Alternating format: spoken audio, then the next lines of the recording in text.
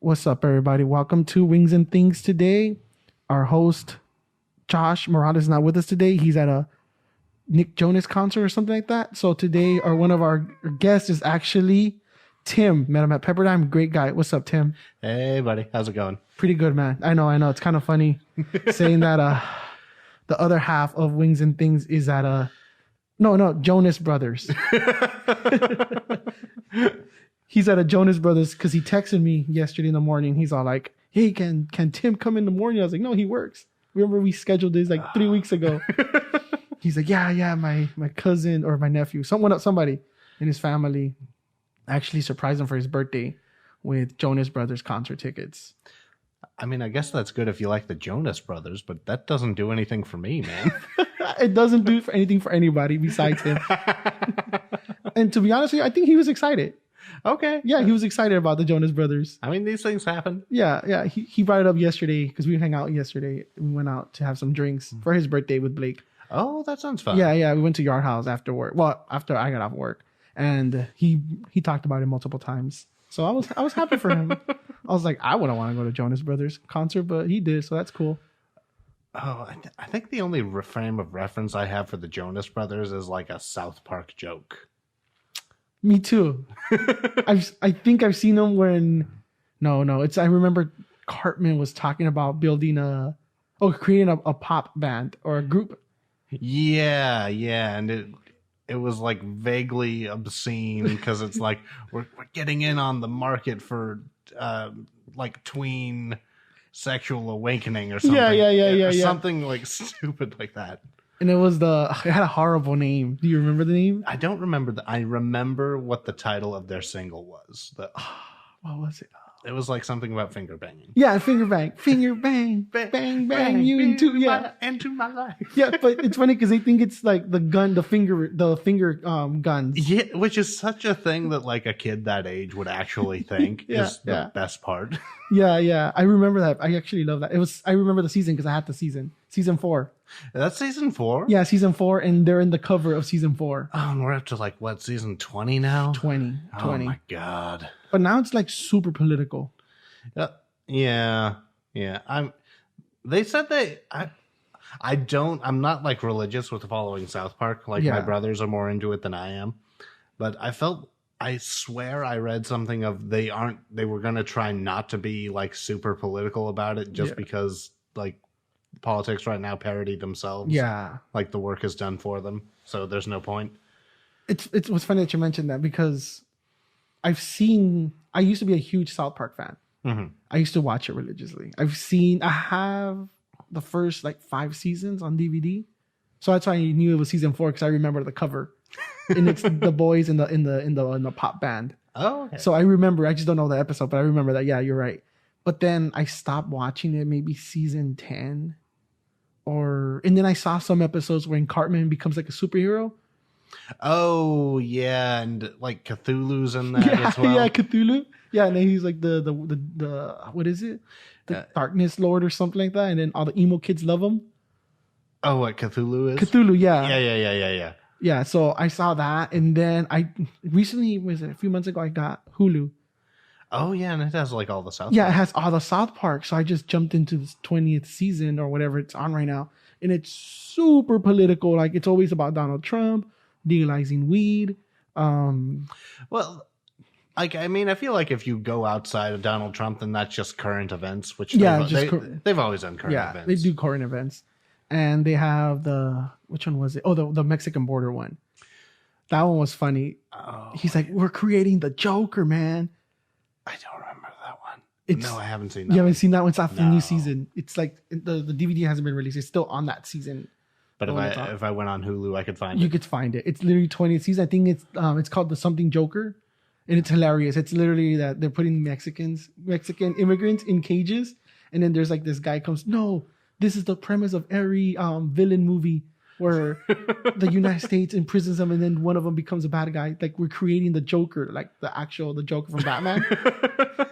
Oh, and they make fun of the Joaquin Phoenix Joker movie. Yeah. So they start making fun of all that other stuff, but it's pretty funny. It's hilarious. Yeah. My favorite South Park thing would probably be the South Park movie. Oh, legendary. legendary. It's so good. It's also like one of the best movie musicals ever made. Bigger, badder, and uncut or something like that. Bigger, longer. Oh, bigger, uncut. Yeah. It's a penis joke. It is. The censors didn't catch in time. Yeah, which is fantastic. It was awesome. I remember watching that movie.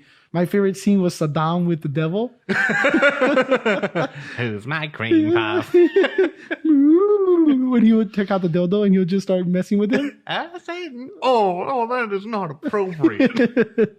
Oh my God, I can quote like that whole movie back to front. I used to love watching that movie. You know who was my favorite character? It wasn't one of the originals, but my favorite character in the movie was that kid that smokes a lot, and they used him to dig the hole. Oh, the mole. The mole. Yeah. What is it? Sheet. When he's like, make sure you turn like I am not getting grounded again. Yeah, not for you, not for anybody. Yeah, that guy's hilarious. Oh. Yeah, it's sad that he died. Spoiler alert. It came out like in the early 90s, but it was the late 90s. It was late 90s, right? Yeah. It was the same year as Episode 1. Oh, really? Yeah, Star Wars Episode 1. Okay. I'd say Episode 1. Like I should put like a frame of reference on Episode 1 of what. Yeah, I thought South Park Episode 1. I was like, I don't remember the editing was different. No, but the South Park movie came out in 99, and the way I saw it was like my siblings were all older than me. Yeah. And my parents were okay with me seeing South Park at that age, but they didn't want to go see it themselves. So we bought tickets to see Star Wars Episode 1, and we just went into the South Park movie. That's amazing. I never saw South Park, the movie, on theaters. You didn't see it in theaters? My parents wouldn't take me to the theaters in general, but I had to wait till it came out in DVD, and then I had to have my sister go with me to the DVD store, the rental. Oh, really? Because they wouldn't let me rent it because I was at 99. Let's say 2000, I was 10. So I think it was like PG, or what was it? Adult? It was R. It was R. Okay, even worse. I couldn't rent it. So my sister would rent it for me and let me watch it. That's pretty cool. Yeah. And I was like, whoa, I've never heard of all these bad words. Like, especially when, my favorite song from that not the podcast, South Park, the movie I think it's Kyle's mom. Kyle's mom was a big fat bitch. She's the biggest bitch in the whole wide world. Oh my God. Mega, bitch. Yeah. Oh my God. Talk to kids around the world. It might go a little bit something like this. And it's just gibberish. Oh my God. That episode, that movie, that song was epic. Still my favorite one is Uncle Fucker. Uncle Fucker. Oh, the two Canadians. Yeah. Terrence and Phillip. Yeah, Terrence and Phillip. Shut your fucking face, Uncle Fucker. Oh my gosh. Dude, I forgot about that song. It's so good. And at the end, when they spell out Uncle, UNCLE, that's kind of like a weird homage to a musical I was in when I was in high school called Oklahoma, where they spell out Oklahoma. Wrong or different? No, they just spell it out. It's a very it's kind of like a wholesome classic musical, and Trey Parker's really into musical theater, so I think that's why he put that in there. Also, why they made it a musical in the first place. I actually never seen that movie. Not their what's it called, the Book of Mormons? Oh, you haven't seen that musical? No, I haven't seen it. It's by them, right? Yeah. I've never seen it. It's good. I saw it. What year did I see that? It must have been like 2012 or 2013, I guess. I want to say. What's the name of the playlist? The thing again? Book of Mormon. The Book of Mormon. When did it come out? I don't remember the year it came out. It was after I had graduated from college, I think, or right around when I graduated from college. The Book of Mormon is a musical comedy with music, obviously, lyrics and book by Trey Parker and Robert Lopez and Matt Stone. First stage 2011. The play is a satirical examination of the Church of Jesus Christ of Latter Day Saints beliefs and practices that ultimately encounter the positive power of love and service. Okay, I don't know much about it, but I did when I was in New York last year. I did see the Book of Mormon being promoted.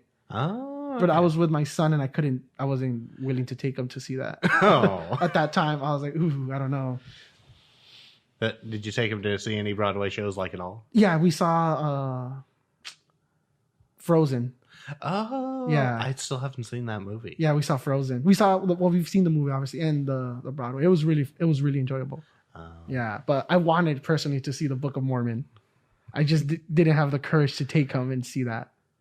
I was like, ooh, no way. My parents probably would have taken me to see it. Well, it's also that thing where I went to high school in Utah. Oh, okay. And I was raised Catholic, and my parents had feelings about the Mormon church, I guess you would say. So I think they would have, and they actually said that they would have paid for me to go see Book of Mormon when it came out, but I had already gotten tickets through some friends of mine. Oh, cool. So yeah, they really liked Book of Mormon at the time. I still need to see it. I'll eventually catch it, to be honest with you. I don't know if it would ever come to LA, or did it? It did. I saw it in LA. When you did? Yeah, when it was here. I must have missed it. I don't remember what year that. I think it was 2012 or 2013. Oh, I was in space in 2012, 2013. I was in. Oh, you're an astronaut. I was in. I wasn't paying attention to musicals back then, but I have watched. I became a musical fan in 2015, and that's only because when I was in undergrad in Cal State LA, I was doing a multicultural class, and it was. I forgot the actual title of the class, but it was actually by a professor that was Russian, born in Russia, came over here, immigrated, and and it was a multicultural with a whole bunch of specific races. It was like Latino, Black, Asian. I forgot the name, but it was very interesting. And she was like very into plays. And one of them we had to go watch was, I forgot the name of it, but we went to the Pasadena Playhouse. And it was an assignment, and she would meet us there, and we had to write a paper about it. And it was based on these transgender men were very successful, based like in the 40s or 50s, and they would leave for the weekend once a year with their friends, and they would be themselves, and you would notice that, oh, they're transgender. There's nothing wrong with that. I'm just saying, like in the 50s, it was acceptable to be gay, let alone transgender. Even now, they're like fighting for the rights to be seen equal. But it was in the 50s, and these very successful men would leave to a cabin and all weekend would just dress as women and enjoy it and love it and be themselves. But they knew when they left, everything stayed there. They will put their suits back on and just go back to the 9 to 5 grind. Oh, wow. Yeah. Wait, do you remember the title of this? I would have to research it, and I don't remember. I honestly don't remember, but when I went, that was my first time seeing it. And I went with my girlfriend at the time, ex-girlfriend, and I fell in love with it. It was maybe like a 2.5, 3 hour thing. That sounds like such an interesting theater experience. Yeah, and this was 2015. I was 24, 25. Oh, and that was my first experience, and I fell in love with it. And since then, I try to go at least once a year to see something. Like I've seen The Color Purple. Oh, yeah. I've seen another musical. I don't remember. I'm blanking on top of my head right now. I saw Aladdin live in Broadway. So that one, I know it doesn't count. I like, because I studied theater, I do kind of get on my like pretentious high horse about this sort of thing where I'm like, oh, it's a musical based on a movie. Yeah. That's the death of art in America. Oh no. Like my sister right now is crazy about the Moulin Rouge musical that's on Broadway. And wow. I can't get through that movie, let alone do I want to see that play. So I don't know. Like, it's one of the many things I like to argue with my sister about. No. I have where I work, there's a client that's huge on musicals, and he was listening to the Hamilton album. Oh, yeah. Yeah, and he loved it. He saw the Hamilton Broadway, and he asked me, have I seen anything? I said, oh, yeah, I've seen the transgender one. I've seen The Color Purple. So I've seen Frozen. I've seen Aladdin. And he's like, whoa, I don't know about the last two. And he's like the way you said it, he's like, the first I could pass by, but the last two I wouldn't say they're Broadway. You know, for Devils, like that's kind of my position where I don't personally need to see something like that. I feel like, but it's also that thing where if if you're not doing a show that someone wants to see, then what's the point? Yeah. And it's like, you know, and I like some pretty odd pop culture things that have kind of debatable merit or value, I guess you would say. But I don't know. Like, I'm excited about the new Star Wars movie, and I'm worried that they're going to mess it up. I don't know. I don't even know. I stopped watching after. I saw the original, 3, 4, 5, and 6. Right? Yeah. I loved them. Everyone loves those. I watched episode 1. I liked it. I never saw episode 2. Episode 2 is pretty forgettable. And 3, I didn't want to watch it. Episode 3, I think, is the best of the prequel trilogy. The prequels? Okay. Yeah, because something actually like happens. I just got Disney Plus, so I wanna. Oh yeah. I wanna watch them again. So I want to watch 4, 5, and 6, and I want to watch 1, 2, and 3. So I want to do that during the break, like our school break. What order are you gonna watch them in? I was literally thinking about that right now. I want to keep it traditional, 4, 5, and 6. And then watch 1, 2, and 3. There's an order you're supposed to watch them in called the Godfather order. What's that? That's where you watch 4 and 5, and then you watch 2 and 3. You just skip 1 altogether, and then you watch 6 after you've watched 2 and 3. Oh, really? Yeah, it's supposed to kind of mirror like the way the Godfather movies are structured, where it's like you get like what happens in the Godfather movies? So I know. Oh my gosh, I haven't seen those movies in a long time. But like, you know how like it gives you kind of like Vito Corleone when he's old in the first one, and then Michael takes over by the end of that movie. Yeah, and then the second movie shows flashbacks to Vito Corleone when he's young and kind of fills in that part of the story. It would be kind of like that, where it's like you get like. First of all, you don't spoil the big "I am your father" reveal. Yeah, you don't do that by watching the prequels first. Yeah, like it would still take you by surprise if you watched it in this order, and then you would just get like the backstory of Try to keep like a fist distance. Fist distance. Yeah. Oh, okay. Okay. Cool. So you were saying to watch 4, 5, 2, and 3. Yes, and then 6. And then 6, and forget about 1. Yeah, or just like go on YouTube and watch the Darth Maul lightsaber fight. Yeah, that's actually Darth Maul was one of my favorite characters. He was cool. He shouldn't have died in the first movie, though. Yeah. Like how awesome would the prequels have been if he was like the main villain throughout? Like this is me being a nerd right now. That's fine, dude. I am a nerd all the time. What am I talking about? See, but I'm a huge Marvel fan, so I'm the same way with comic books. Because I grew up reading comic books, so I grew up being a huge Iron Man fan. Oh, really? Yeah. So before like the movie came out? Yeah, before. This is like 95, 94. When I was 4 and 5, I used to watch the cartoons. I had comic books. I had the little Iron Man toy. Yeah. Like when I got into comic books, I was like 13, and it was because the first Sam Raimi Spider-Man movie had just come out, and I got super into that. So I started reading the Ultimate Comics line. Oh yeah, that's Marvel. A good one. Yeah, I loved that. That stuff was so good. I love Spider-Man. I got into first, to be honest with you, I got first into Batman.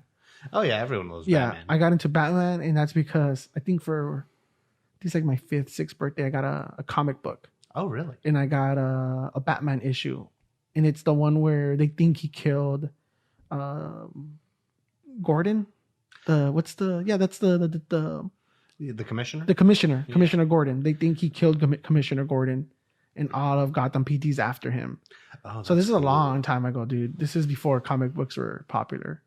A friend of mine just loaned me a Batman. I'm super all over the place right now. I'm sorry about that.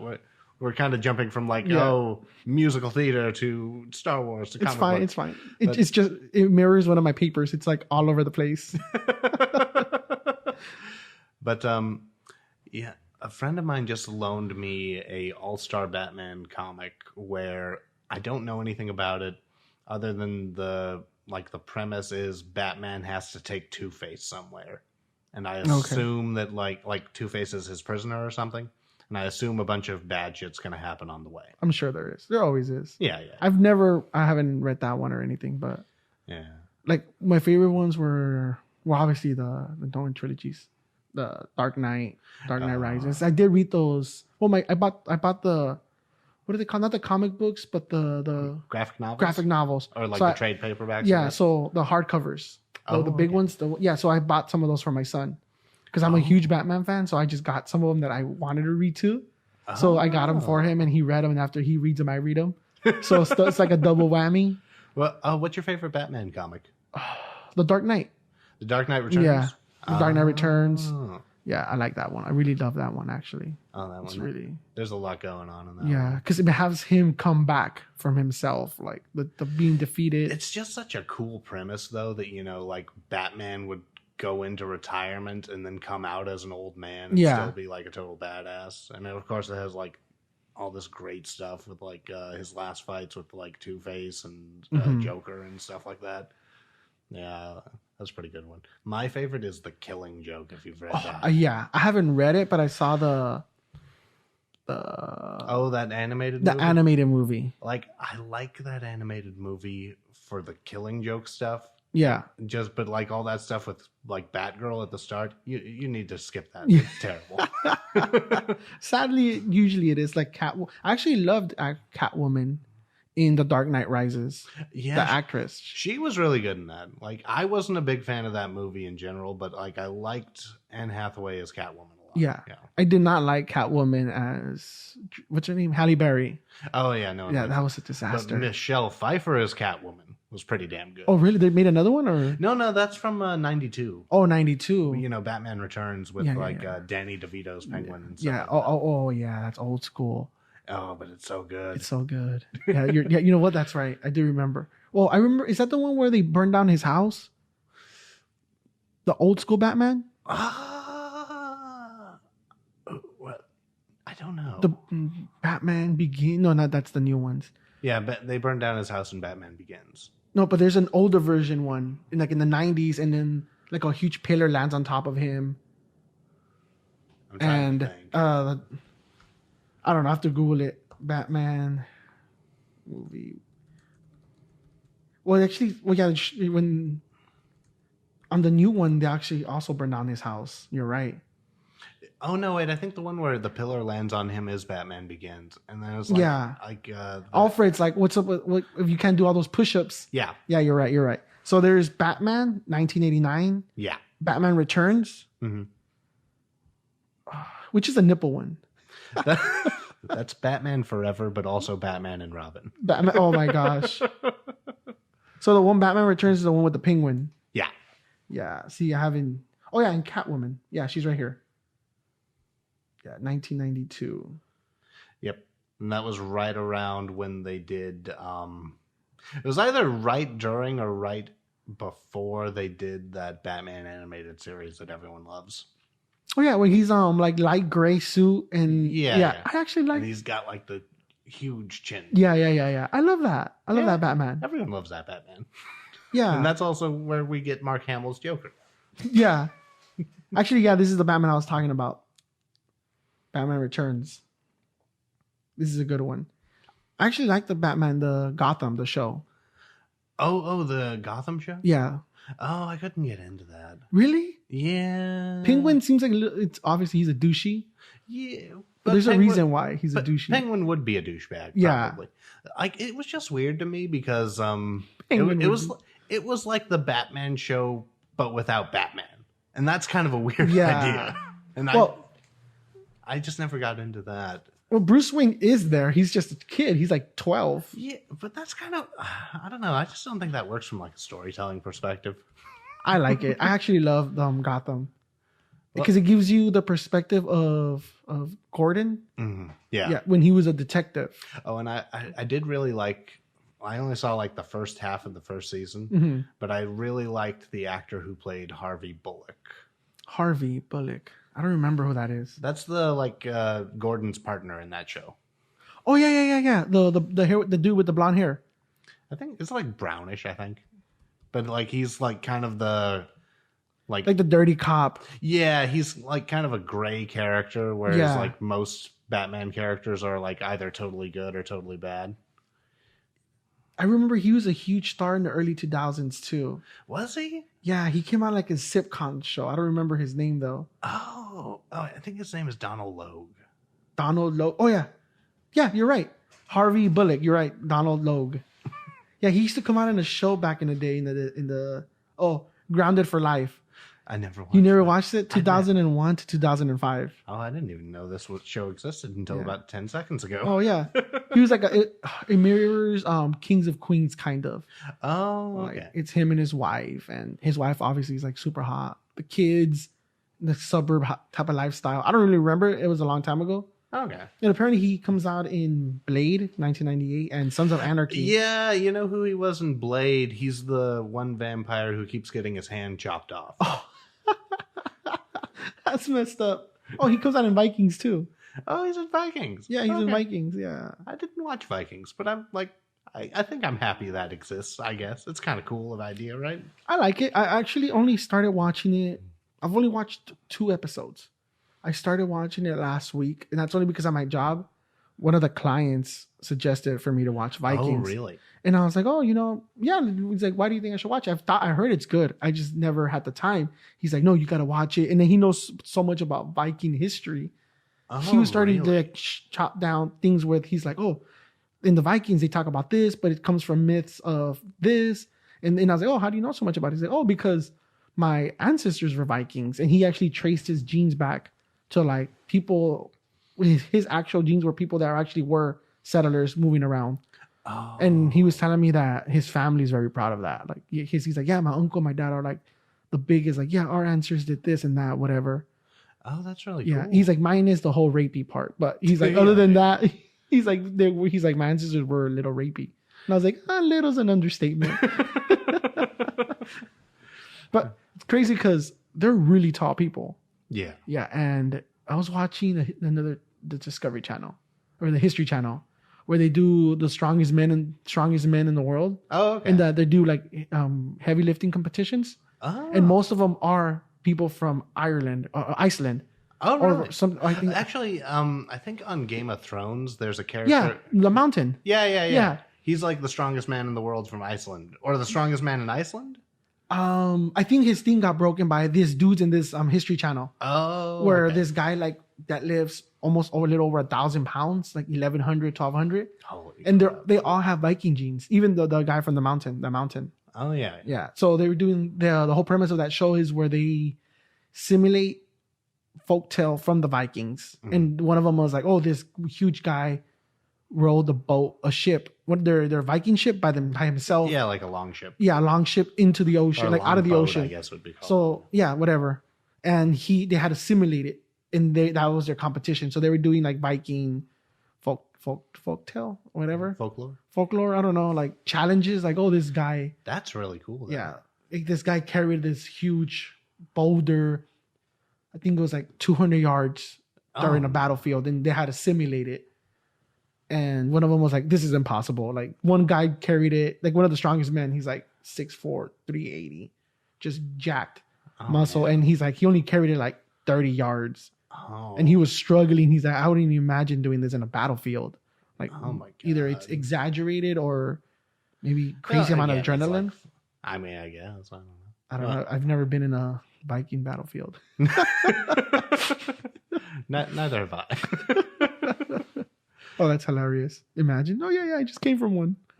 Yes. This is the head of my enemy right here. This is what down on the table. This is what happens when they talk about me. Just put the head of your enemy on the table. I don't know. Viking seems like a good show. But it is.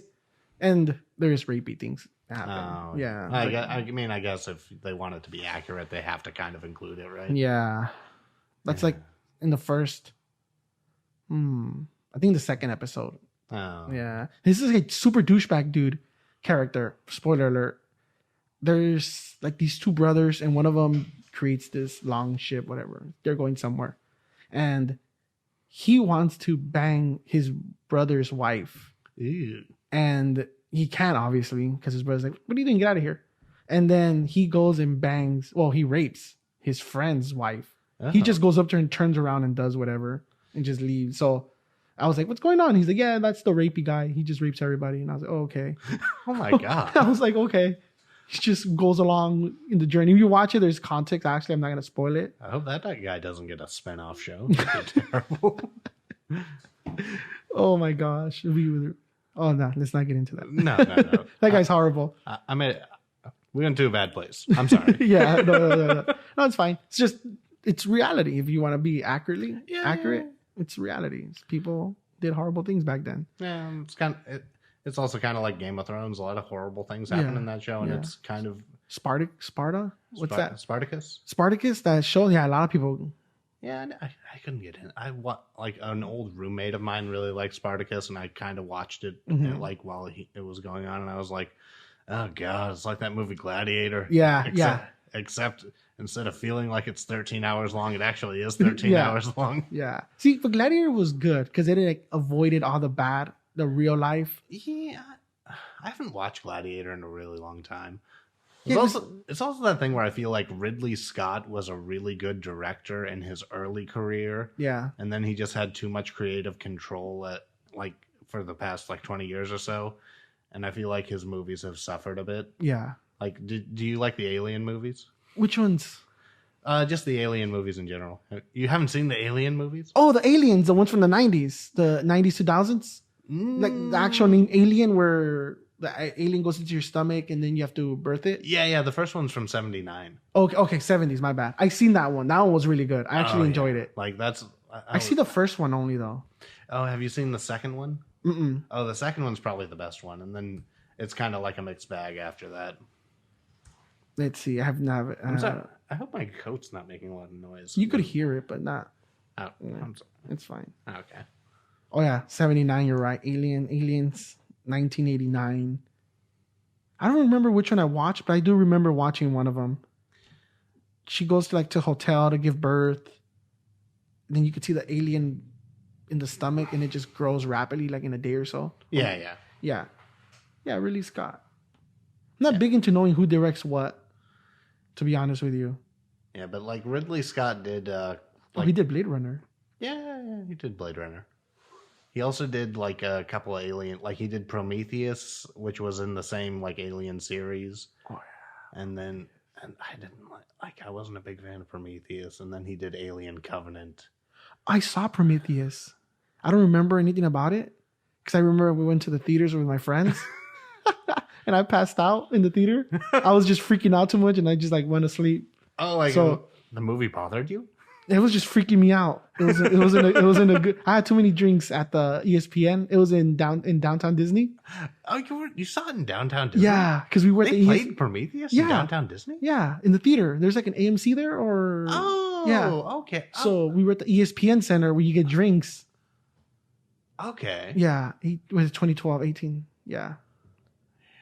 Oh man. I was 22, so yeah, it's a legal story. I was legal. So I remember we got hammered, and then we went to the theater, and we saw Prometheus. And then boom, and it just freaked me out, and I was like, nope, I'm just gonna go to sleep. I do remember that. That's all I remember. That would be a very weird movie to watch if you were heavy on drugs or something. Oh yeah. Oh, and he also did The Martian. Yeah, I didn't see The Martian. You didn't see The Martian? I still haven't got up to it now. Dude, that's a movie you gotta watch. Oh, yeah? Yeah, I remember. I followed this YouTuber. I don't remember his name. Film Theory? I think I watch Film Theory on occasion. Okay. My YouTube proclivities are all are mostly film related. I like Screen Junkies and Red Letter Media and stuff like that. Yeah. I'm not into the film parts. Sorry. But my son got me into game theory and film theory, where they debunk things and they go into what is the meaning of what this scene or whatever. Oh yeah, I love videos like that. Yeah, so he got me into it, and I remember he started sending me these videos oh, look at this, or the Hunger Games, and then he starts doing probability on how to survive if something happens, or if you're in Hunger Games, what to do, and then he goes into huge scientific background and research on what to do, what not to do. And then he actually did The Martian.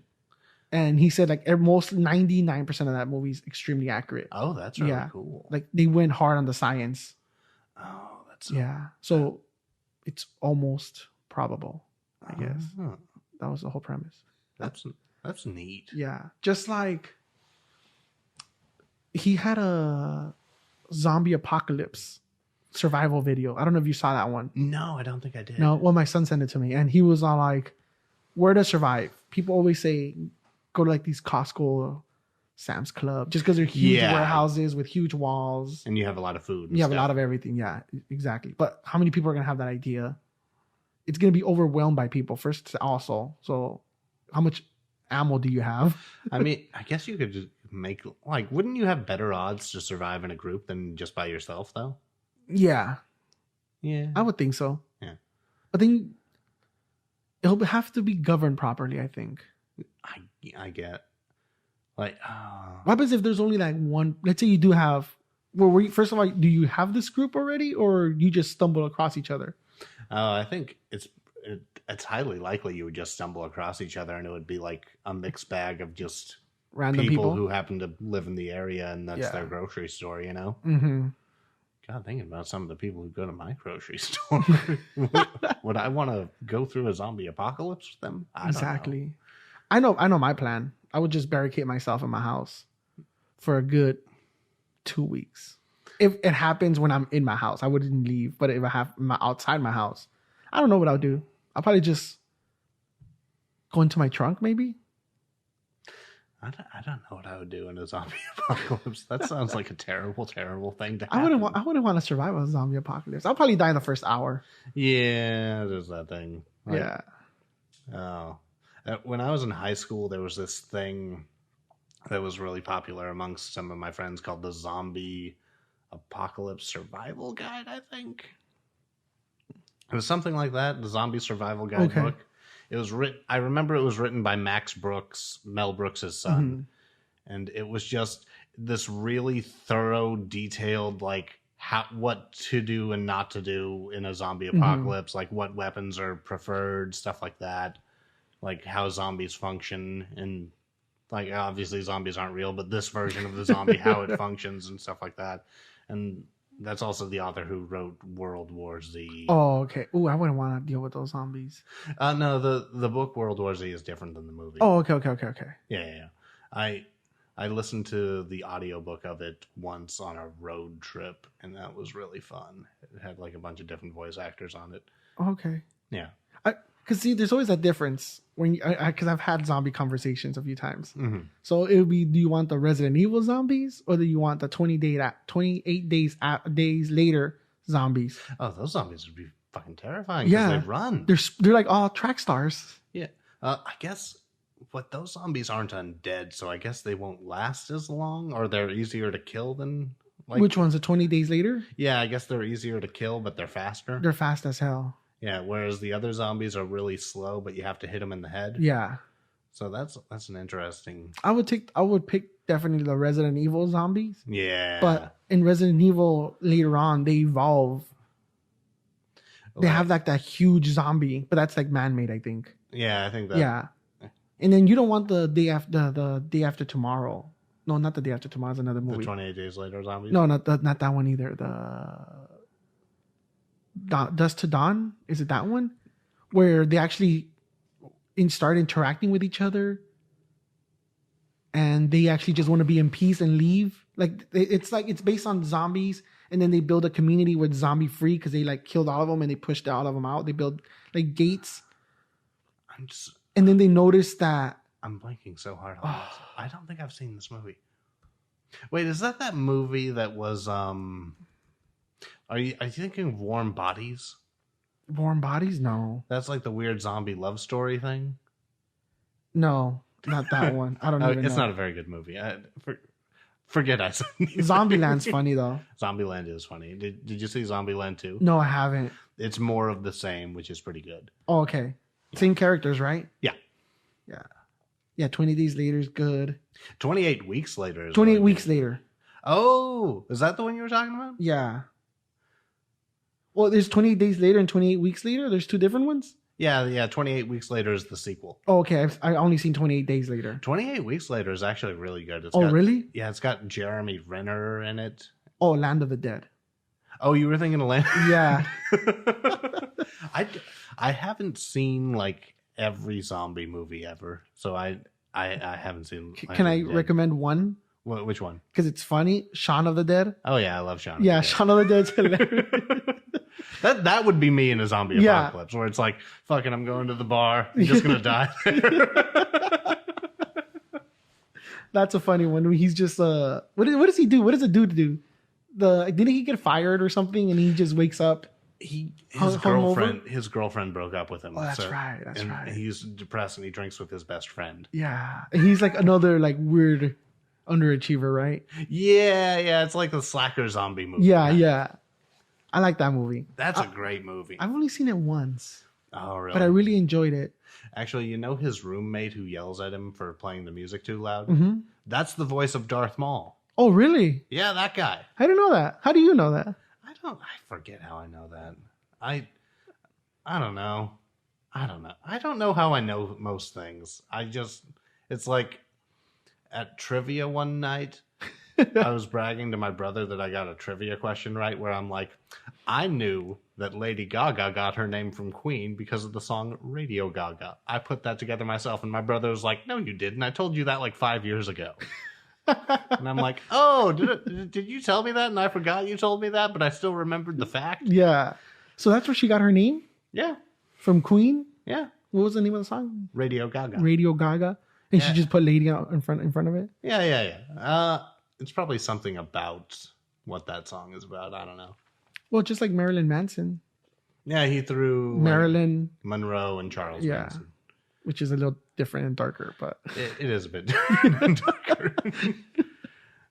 But they sing Radio Gaga in the Bohemian Rhapsody movie that came out like a year or two ago. I heard that's a great movie. I still haven't had time to watch it though. It's pretty good. It's pretty good? Yeah, it's like I don't have a lot of issues with it, and I don't know how factually accurate it is. That's true. But a lot of people are just like, man, that's a generic musician biopic with the music of Queen to it. And it's like, well, yeah, that's fun. Yeah. Just like The Doors, the movie. I haven't seen that movie. Yeah, you did it? Oh, it's really good. I like it. Is it. I don't know how accurate it is either. That's the one where it's got Val Kilmer? Yeah. Right. And I only trust it because I know some of the Doors members were involved in it. But even then, like, is that reason to trust it more or less? Because it's like their perspective. Yeah, and can you trust anyone to be honest about themselves? Yeah. And do you know the girl? This is an actual fact because they got mad when this happened. You know the lady that Jim Morrison cheats with, and then they do like the blood oath ritual marriage. No. You don't remember that part? No, I didn't see the movie. Oh, you didn't see the movie? Oh, my bad. So okay, there's a scene that I just explained that. He cheats on his girl. Obviously, he's a rock star. Yeah, it comes in it's gonna happen. Sadly, okay.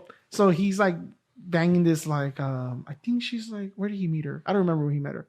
I think she was like a journalist. I don't remember. Don't quote me on that.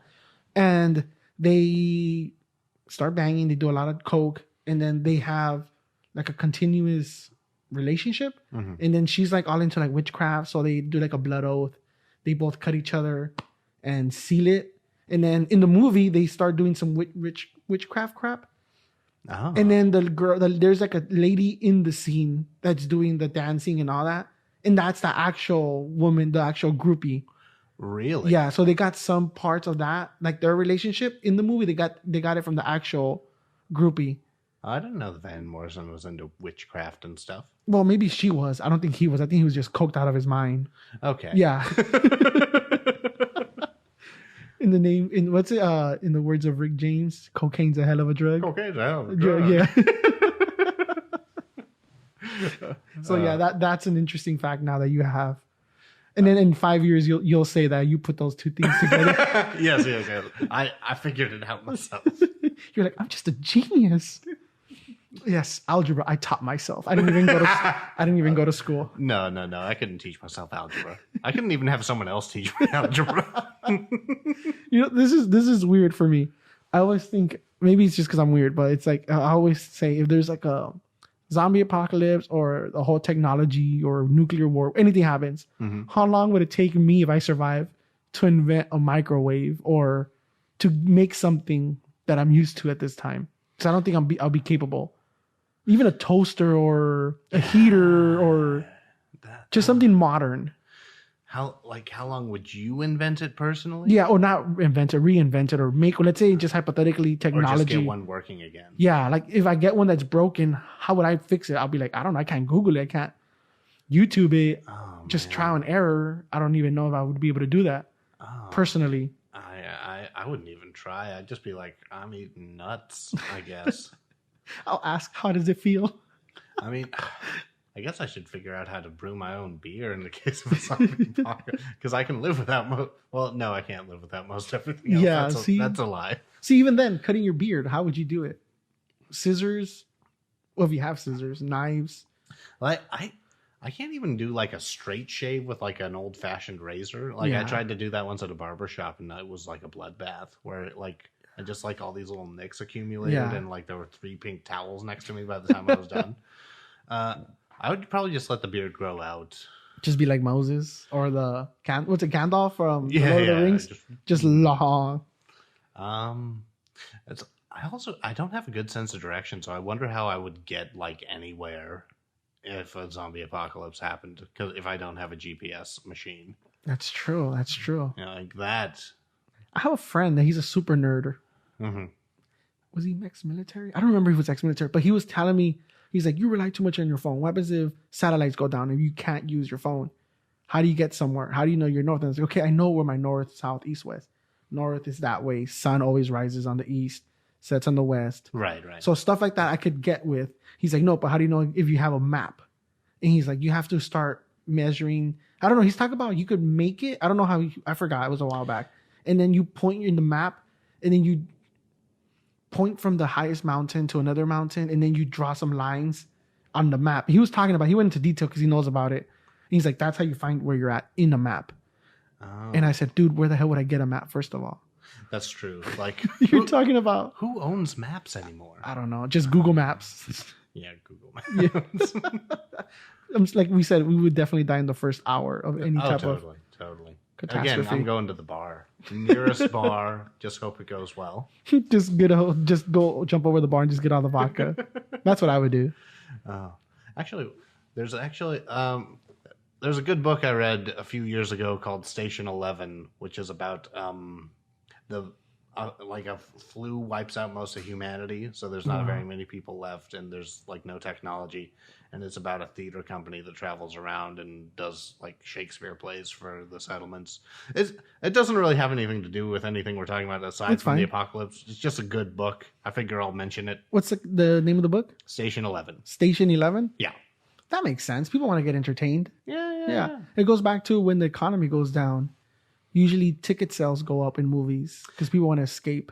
Oh, really? Yeah, I saw it on YouTube, like random facts. Oh, yeah. People always want to escape, but even then, I think too much technology is making us dumb. Like Netflix, YouTube, Hulu. I mean, to a point, like, but it has given us a lot of good things too. Mm-hmm. Like random facts. Random facts. It's also like I lived in Australia for a few years when I was a kid, and I can still keep in fairly good touch with, the friends I have there. Mm-hmm. Just because of social media, yeah, through like Facebook and stuff like that. Oh, that's cool. It's a mixed bag, this whole technology. Yeah, thing. That's true. Yeah, going back to where you grew up. You grew up in what state? I grew up. I was born in California, but while my family was living in Hawthorne, Nevada, and then when I was about 3, we moved to Penticton, Canada. Oh, wow. And was there till I was about 6. And then we moved to Reno, Nevada for a few years. And then when I was like 8, we moved to Concord, California. And then when I was about 9 or 10, we were only in Concord, California for about a year and a half.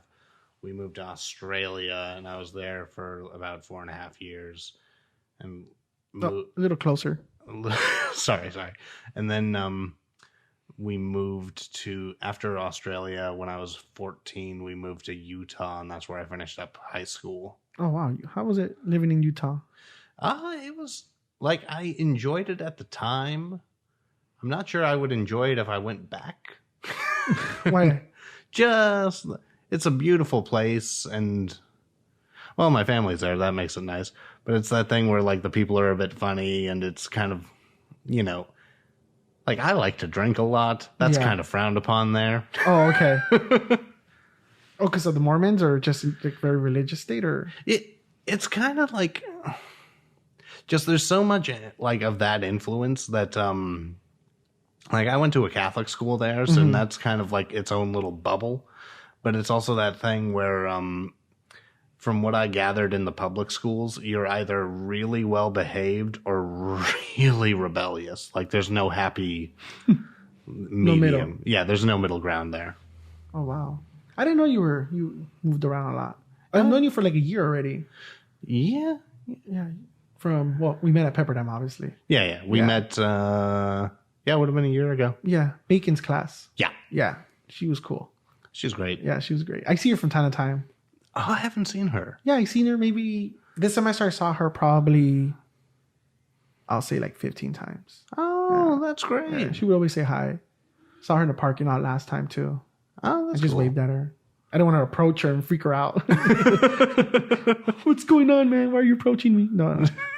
Yeah, I just said hi to her from a distance. Like, hey, Bacon. Yeah, that was like the best semester I had at Pepperdine because all the teachers were just really cool and I really Yeah. liked all the classes. Yeah, I did too. Yeah. I think my first semester was cool. I hated summer. Oh, yeah. It was hard. I've only done one summer session. I did both summer sessions last year. Oh, really? Yeah, I wasn't a big fan. Oh. I had like no life those 5 weeks. Well, it was 10 weeks on 5 and 5. It wasn't the best. And I took law and ethics. Oh, that would be quite the thing to cram into Yeah. a And, summer session. yeah, and getting everything done. But other than that, I don't know. Utah. I've never been to Utah. The only thing I know about Utah is the Utah Jazz. That's the only thing I think about. It's got great skiing, too. Oh, really? Yeah. Like the mountains or Yeah. yeah. Utah. Also, my sister was a pilot for a number of years, and then the economy tanked. And because she was like a relatively new pilot, she didn't have enough like hours flying to get like a job with one of the commercial airlines. Oh, that sucks. Yeah, so she was like, "Oh, all right, fuck it. I'm just gonna move to Utah and live with the folks for a while, and essentially be a ski bum." Where she worked as a lift operator in Park City. Oh, did she ever go back to the flight? She didn't go back to flying, but she works. She works in the airline industry now. Yeah. Oh, that's cool. At least Yeah, she's very happy with her job. And that's cool. she's got ambition that she might be something big in that. I don't know. I also don't want to talk too much about my sister's life without her in the room, you know? No, yeah, I get it. Yeah, I don't think it's one of those states I've never thought about. Well, I don't think about a lot of states, to be honest with you. Yeah. I mean, if you haven't been there, you have no frame of... Yeah, But it's interesting because, like, America is kind of a weird place where every state is almost like its own country. Yeah. In that it's so unique and different from all the others, you know what I mean? Yeah, you're right. Like Cali's like has like stereotypical Hollywood. Yeah. Cars, fast cars. Like liberal people and liberal people. Yeah, that's true. And then or like this part of California has liberal people. Yeah. And like, then I hear things about Orange County that aren't reassuring. Yeah. Orange County. I know they had the KKK there last time protesting. Yeah. Something's wrong with that side of the town. Yeah. But then there's like my sister lives in Arizona. Oh yeah. And she lives in a small town. I think you were telling me about that. So it's like different. It's more conservative. I know they love their guns. Yeah. And they hate their immigrants. Yeah. So I know that. And wasn't it that one didn't Trump pardon that one sheriff that did all that racist stuff? Oh, that was a long time ago, right? I don't even remember it well enough to probably even bring it up. Like, I don't know. I remember hearing something about it, but I don't know. Well, but then they also have the, like, if you looked like... Oh, yeah. Like, they could stop you and ask you for your papers if they thought you looked like an immigrant. 187? No, that's not Proposition 187? I don't know. I'm pretty sure I'm wrong. But I remember when I went to Arizona to visit my sister, that was a thing. And I remember I got pulled over. You got... Oh. Yeah, I got pulled over. And I was in a rental. Because all of us went, we don't have a 8-seater car. Except we all have like 5-seaters. Right. And I remember we rented a car and then we drove. And because it's only... Her town is very small. So it's like one main road in. the same main road out. Oh, yeah. And inside there's like 3-4 little roads. So I remember when I was leaving her city to go to the big town, we got pulled over. And I asked, oh, what's the problem? He's like, you have California plates? I was like, yeah, I'm from California. What are you doing here? I said, do you have license and registration? I was like, what did I do wrong? It's literally open road. I would just exited the small town. Oh, man. I wasn't even near the speed limit because I was barely driving. And they literally asked for papers. And I was like, why? It's like, oh, because I'm asking you for them. And it was weird because I don't know if it was Border Patrol or anything. I don't know if they could stop you or who it was, but they had vest on and they had automatic weapons with them. What? So holy shit, yeah, really? Yeah, so it wasn't like a regular patrol car. They pulled me over in one of the SUVs and they had their vests out with their weapons. But then my dumbass still tried to argue with them on why are you pulling me over? You just want my... Yeah, he literally just asked for my license. I gave him my insurance. It was a rental. I gave him the paperwork. He saw it. He's like, okay, cool. That's it. He just let me go. Huh. Yeah. I mean... I guess that part of the story is nice, at least. Yeah, yeah. I didn't get shot or anything, but... Still, that's scary as shit. Yeah.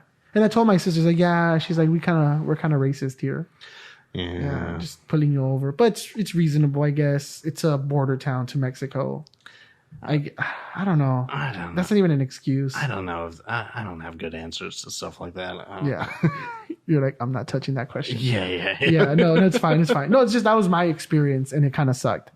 And I always remember that. So I don't think that's still a thing, though. I don't know. I haven't checked. It's not my state. Well, it probably hasn't become less racist. It's just, well, I mean, Trump's in office. Will probably do whatever they want. I don't know. Trump's another thing. People don't like when I say I like Trump. I didn't vote for him, but I do like that he's just that guy that says the most random things. Oh, yeah. Just became president. Like, for me, it's baffling. Like, this guy used to do Pizza Hut commercials. Right. Yeah, it had a beauty pageant. Quote it, you're fired. But he says so many like messed up things. He does say messed up things, but that baffles me that he still made it to the presidency. I know. I mean, you say what you will about him, you can't sink that ship. Yeah, exactly. That's what I'm saying. Like, you could hate him all you want, but dude still made it to the highest office. Yeah. But which I feel like any other candidate, they would have, like, it would have been a scandal if they said one of the things he said, but he said them just like every week and nothing stuck to him. It was like desensitized. Yeah. Like, that's just him. Something like that, I guess. I don't know. Yeah, because look what happened to Clinton. He, with the scandal with Monica Lewinsky. Yeah. Impeached, but then he went down. This guy has said crazy stuff and still there. So, I don't know. For me, it's just baffling. Well, like, I wouldn't vote for him, but I'm just saying, like, he's still there, dude. And we got the best words. I like when he says tremendous. Yeah.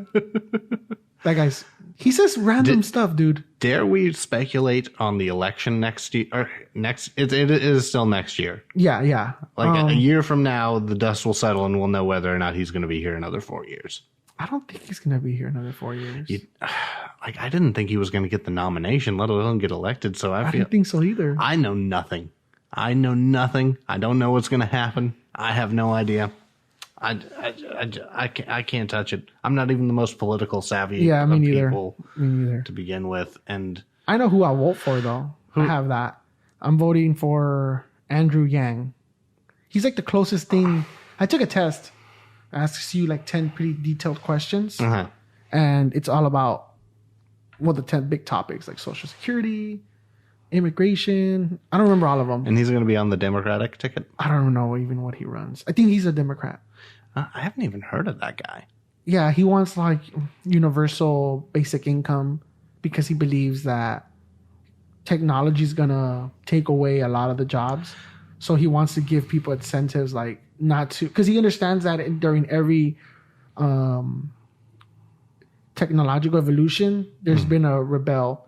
Like when crops and the machinery, people rebel because they lost their jobs. So he's trying to avoid that. He gives a good detailed explanation on why.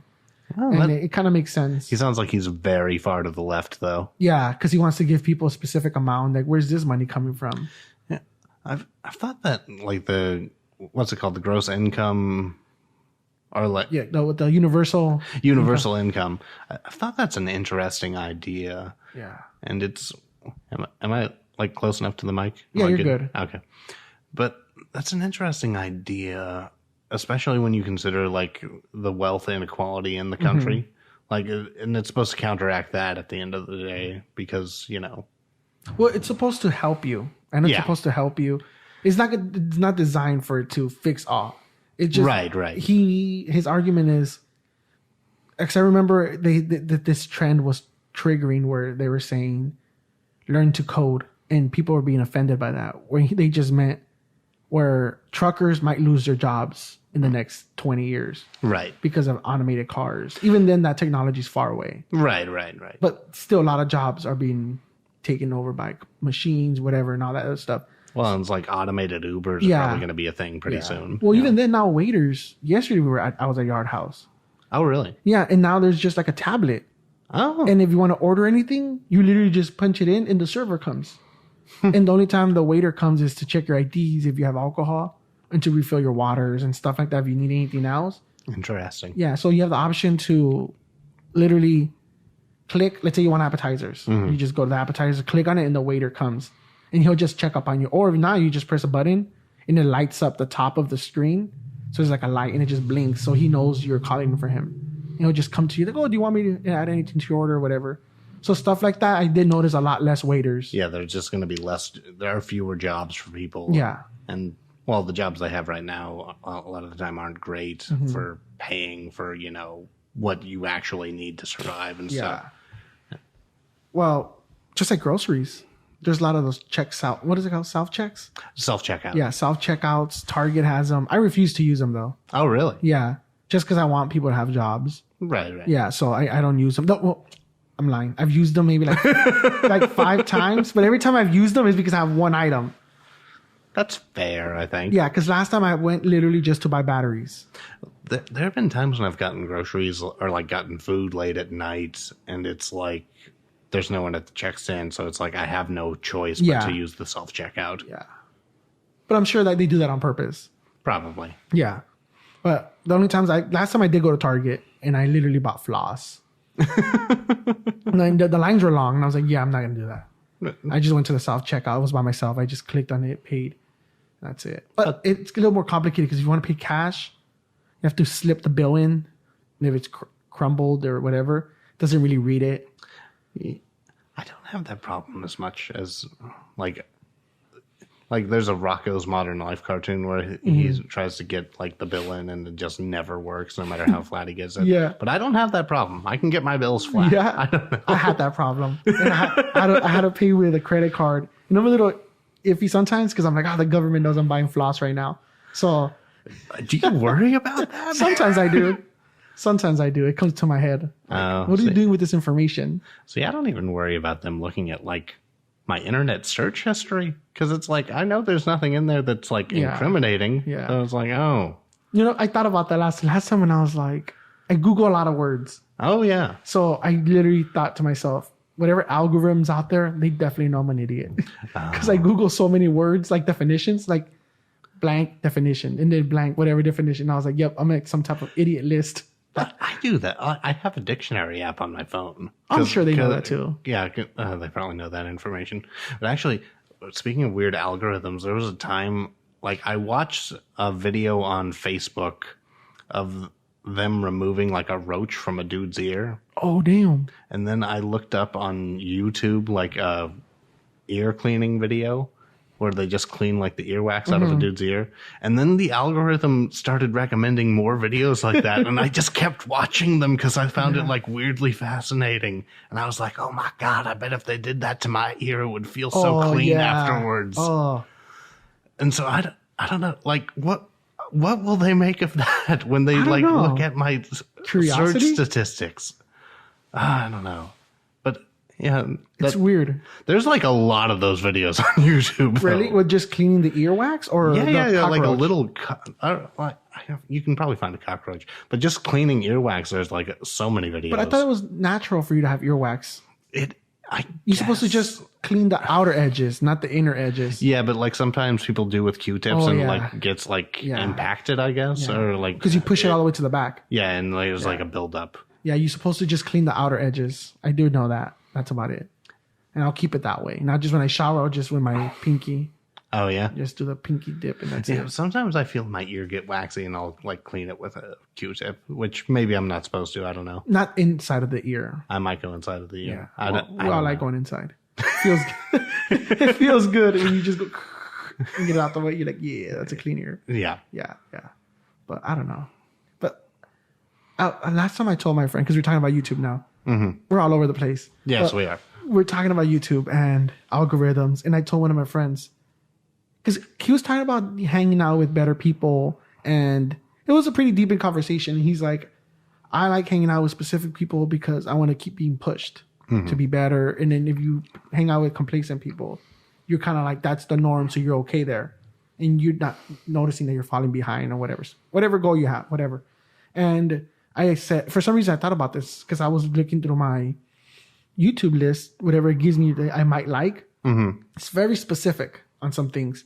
And I said, okay, they know what kind of person I am because of this algorithm.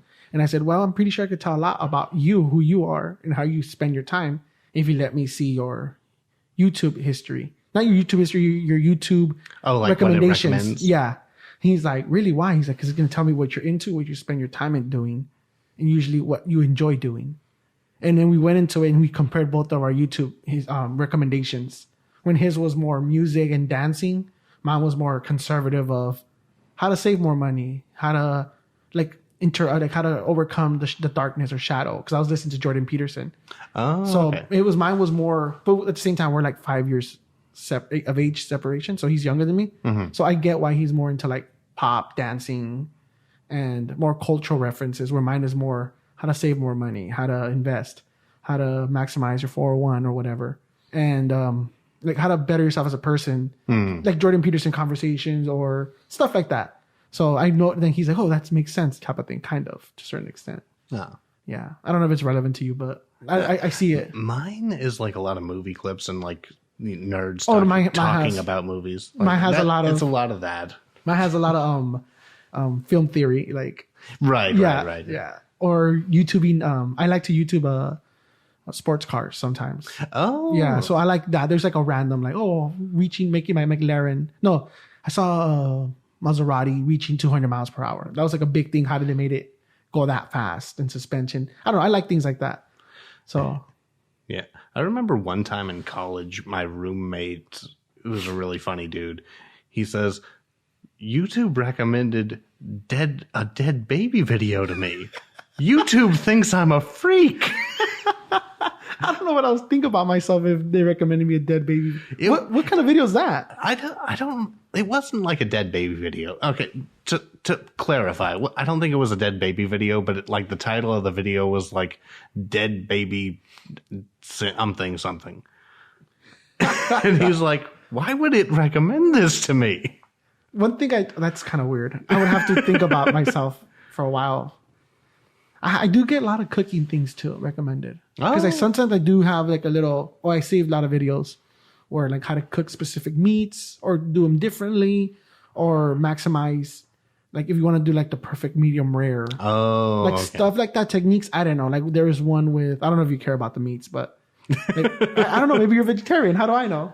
I tried being a vegetarian, but I just don't have it's like my feelings on being a vegetarian are, I think that, like my angle on being a vegetarian was the reason I wanted to do it was supposedly just like the beef industry produces a lot of greenhouse gases, and I was trying to just cut back on like a carbon footprint and be more environment, like for social reasons was the way I put it. And it's one of the things where I tried it. I couldn't do it if I wasn't eating fish because I needed like some protein in my life. And it's also that thing where it was hard, so I quit. Yeah. Ultimately, I don't have the moral fortitude to be a vegetarian. It is a little hard. I actually became vegetarian for a month. I tried it. How did that go? It was horrible. I loved a lot of the vegetarian food, but some things I'll do would be straight vegetarian. Some things would be straight vegan. Because sometimes it will be hard cooking for stuff for myself. Just because like I love like chicken, I love beef, like red meat, like steaks. Right. I cook like most of my YouTube videos on how to cook steaks like this or this and that. So I try how to cook it without butter or with butter. So I try things here and there, stuff like that. So I remember doing the vegetarian, and then once a week I'll do vegan.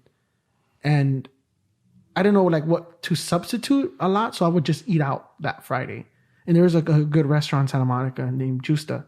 So they have vegan options. Oh. So I'll have a vegan sandwich, and it was really good. Like I loved it, but I don't think I could sustain that. Like I love eggs. Right, like, I love cheese. Well, and like how bad are eggs really for the environment? They're the most natural thing. They dump it. Yeah. And if you don't take the egg, they break it and eat it. Oh, the chicken eats it itself. Yeah, they break it and I don't know if they eat it, but they break it and destroy it. Oh, I didn't know that. Yeah, I know because we have chickens. Oh. Yeah, we have chickens. Like in the backyard? Yeah, we have maybe a good like 30 plus chickens. Oh, holy so crap. We don't buy eggs. Oh, so you get like organic eggs? Yeah, we have organic. My dad, well, he feeds them like actual grass and then seeds, and they obviously eat the dirt worms, whatever comes out. Well, and that's also one of the arguments against eating meat is that, like if you like eat a cow, you have to grow that cow to be fully grown, and it's going to eat corn its entire life, and you could just feed that corn to a person. Yeah, to a person. And cut out the middleman. Yeah, and all that water. Yeah. It's a lot of water. Yeah, we're in a drought in Southern California. Yeah. So we have chickens. So when it comes to eggs, we really don't buy eggs. Meat wise, we do, because I love steak. I don't have a cow anywhere. Mm-hmm. Fair enough. So milk, we do drink like almond milk. We do. Almond milk's supposed to be like even worse than regular milk. I think. Because of the almonds, just to raise an almond. I'm pretty sure I quoted this last time, and I remember listening to it on YouTube, like one of those facts. Where like one almond takes about 5 gallons of water. Yeah. So we do drink regular milk, and we also we have a goat. We have a few goats. Really? Yeah. So our milk, sometimes we just drink goat milk. I like to eat it with cereal. To be honest, I'm not just gonna drink it like your regular whole milk. Sure. I don't know. Just it tastes a little different. So our goat milk, I just drink it. I eat it with cereal. I don't just drink it as a cup, but. We have a few goats, and every so-and-so when they get big and they're about to age out, we do eat that goat. So it goes from farm to table. We do it ourselves. Well, my mom and dad do it. This is a bit of like a personal question, but do you name the goats? Everybody, that's not dude, everybody, because I don't tell people that much that I have all these crap. But because they ask you those weird questions, right now it's fine because we're doing a podcast, but the whole do you name them is the first question that I get asked. And I've never named a goat. We just call them goaties. Like we mess around. Like my son calls them goaties. Oh, okay. Yeah. Or we name them. It's like super racist. We just call them by their color. Oh, the white one, the brown one, the black one. Like, that's not that racist. But it's facts. Like there's a black one, a brown one, and a white one. Yeah, exactly. And there's a white one. There's a dick that hits you in the kneecap, like in the inner, so it pushes your knee in where it can't bend. It's just a dick. Oh. Yeah. So and it hurts. Because they have this little horn. Oh my god! And it just goes straight to your knee where it doesn't bend, so it hurts. Ouch! But we ate that one; it was pretty good.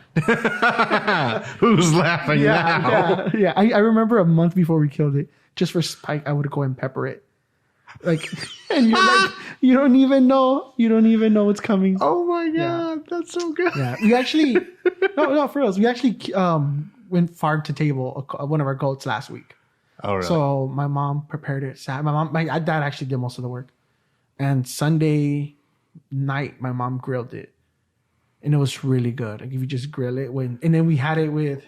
It is game meat. So we grilled it. What does game meat mean? I always hear that. It's like game meat. It's a little more... You know when you get a steak? And you... I don't know. How do you like your steak? Like medium rare. Okay. Perfect. That's no meat abuse. I love medium rare. That's how you're supposed to eat your meat. So medium rare, when you get it and you do it right and you cut it and you slice it in an angle, it's like crispy brown. I mean dark, and then the inside is pink, right? Yeah. And it's like pink, and the juice comes out. It's like that, but just it's a little more harder. It's a little more. It's not as juicy, but it's really good. The taste is all like in it. So it's different. It's hard to explain. Next time we do it, I'll invite you over to come have it, to come eat some. And doing my happy dance. Yeah, he's doing the happy. Some good goat. So yeah, because it's really, really fresh. So it tastes different.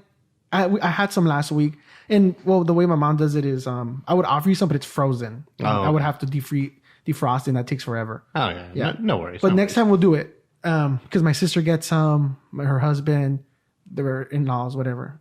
I don't know what they're out to meet, but whatever. So we do split it. It's not like we're just hoarding all the meat in the freezer. Right. But it is harder. It's a little thicker. It's not thicker, but it's just harder. Like whenever I eat something tough, I'm like, I enjoy it a little bit because it's like it's more of a challenge to eat it. Yeah. So it's not like, when you get the medium rare, you just slice and it's just melting in your mouth. Yeah. This one requires a little more chewy, not too much, but it is a little more thicker. Okay. Yeah. Not harder, but thicker. Okay. So mine's like medium rare, cook it. Just a little bit of salt and pepper. And then I usually eat it with asparagus and spinach. Oh, okay. Yeah. And it was delicious. My son loves it. He ate a whole bunch. Oh. Yeah.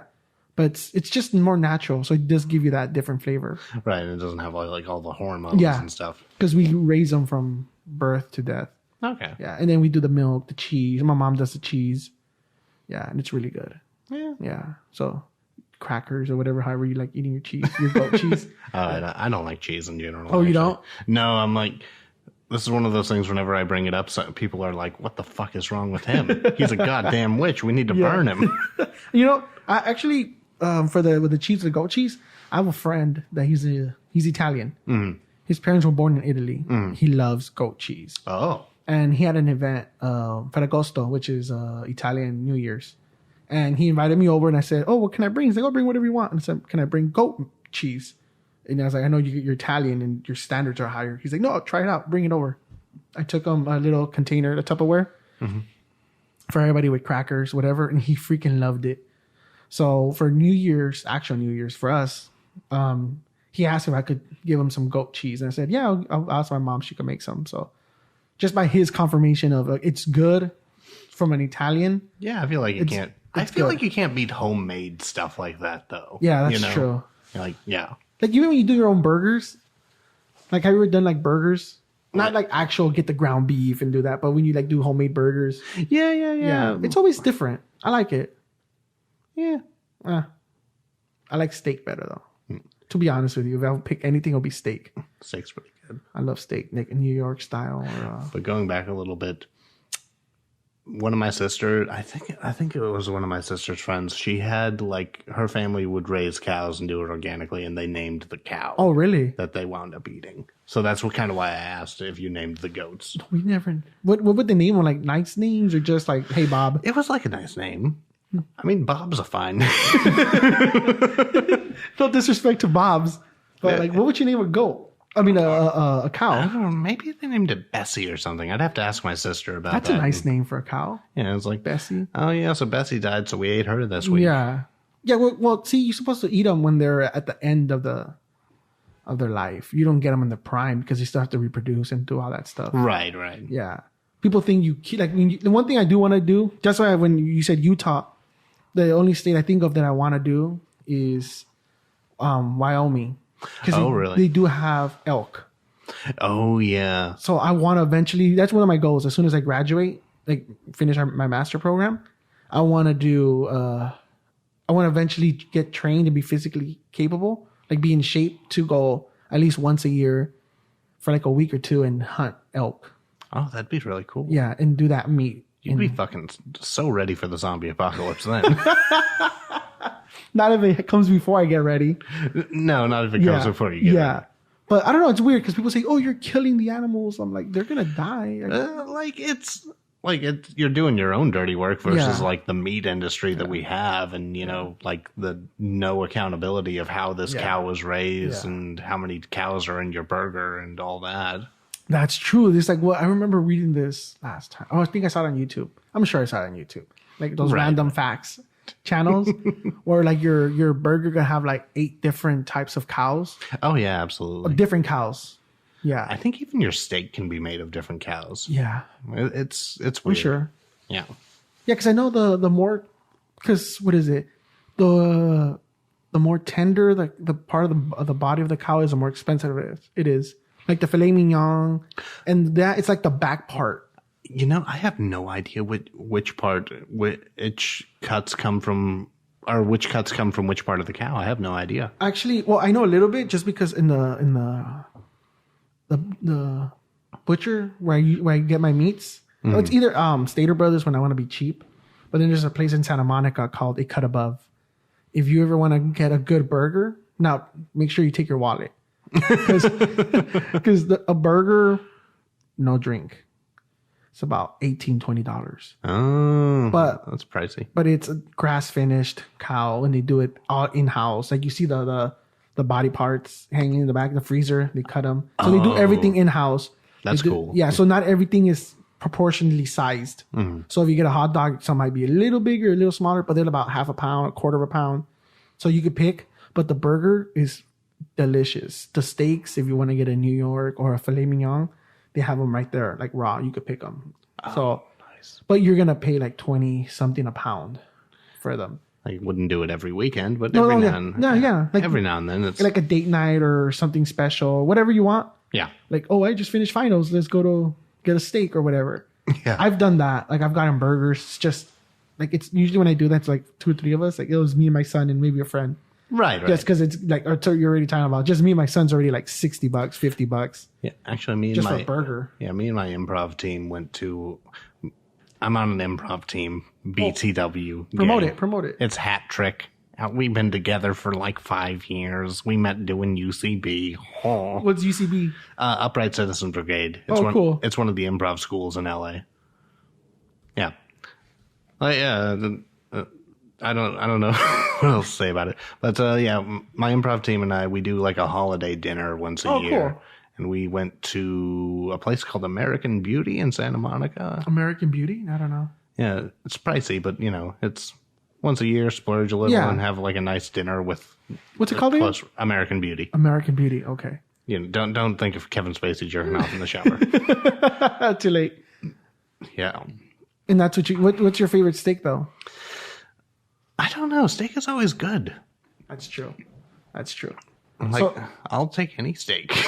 I like Latinos love flat steak, which is just like ranchera or like usually it's like it's not asada, but yeah, it's just like the really thin cut. It's becoming actually very popular, and that's the I don't know where it comes from, but I know that the back part of the cow, like if you know they're just under 4 by the butt, a little bit above it to the like angled.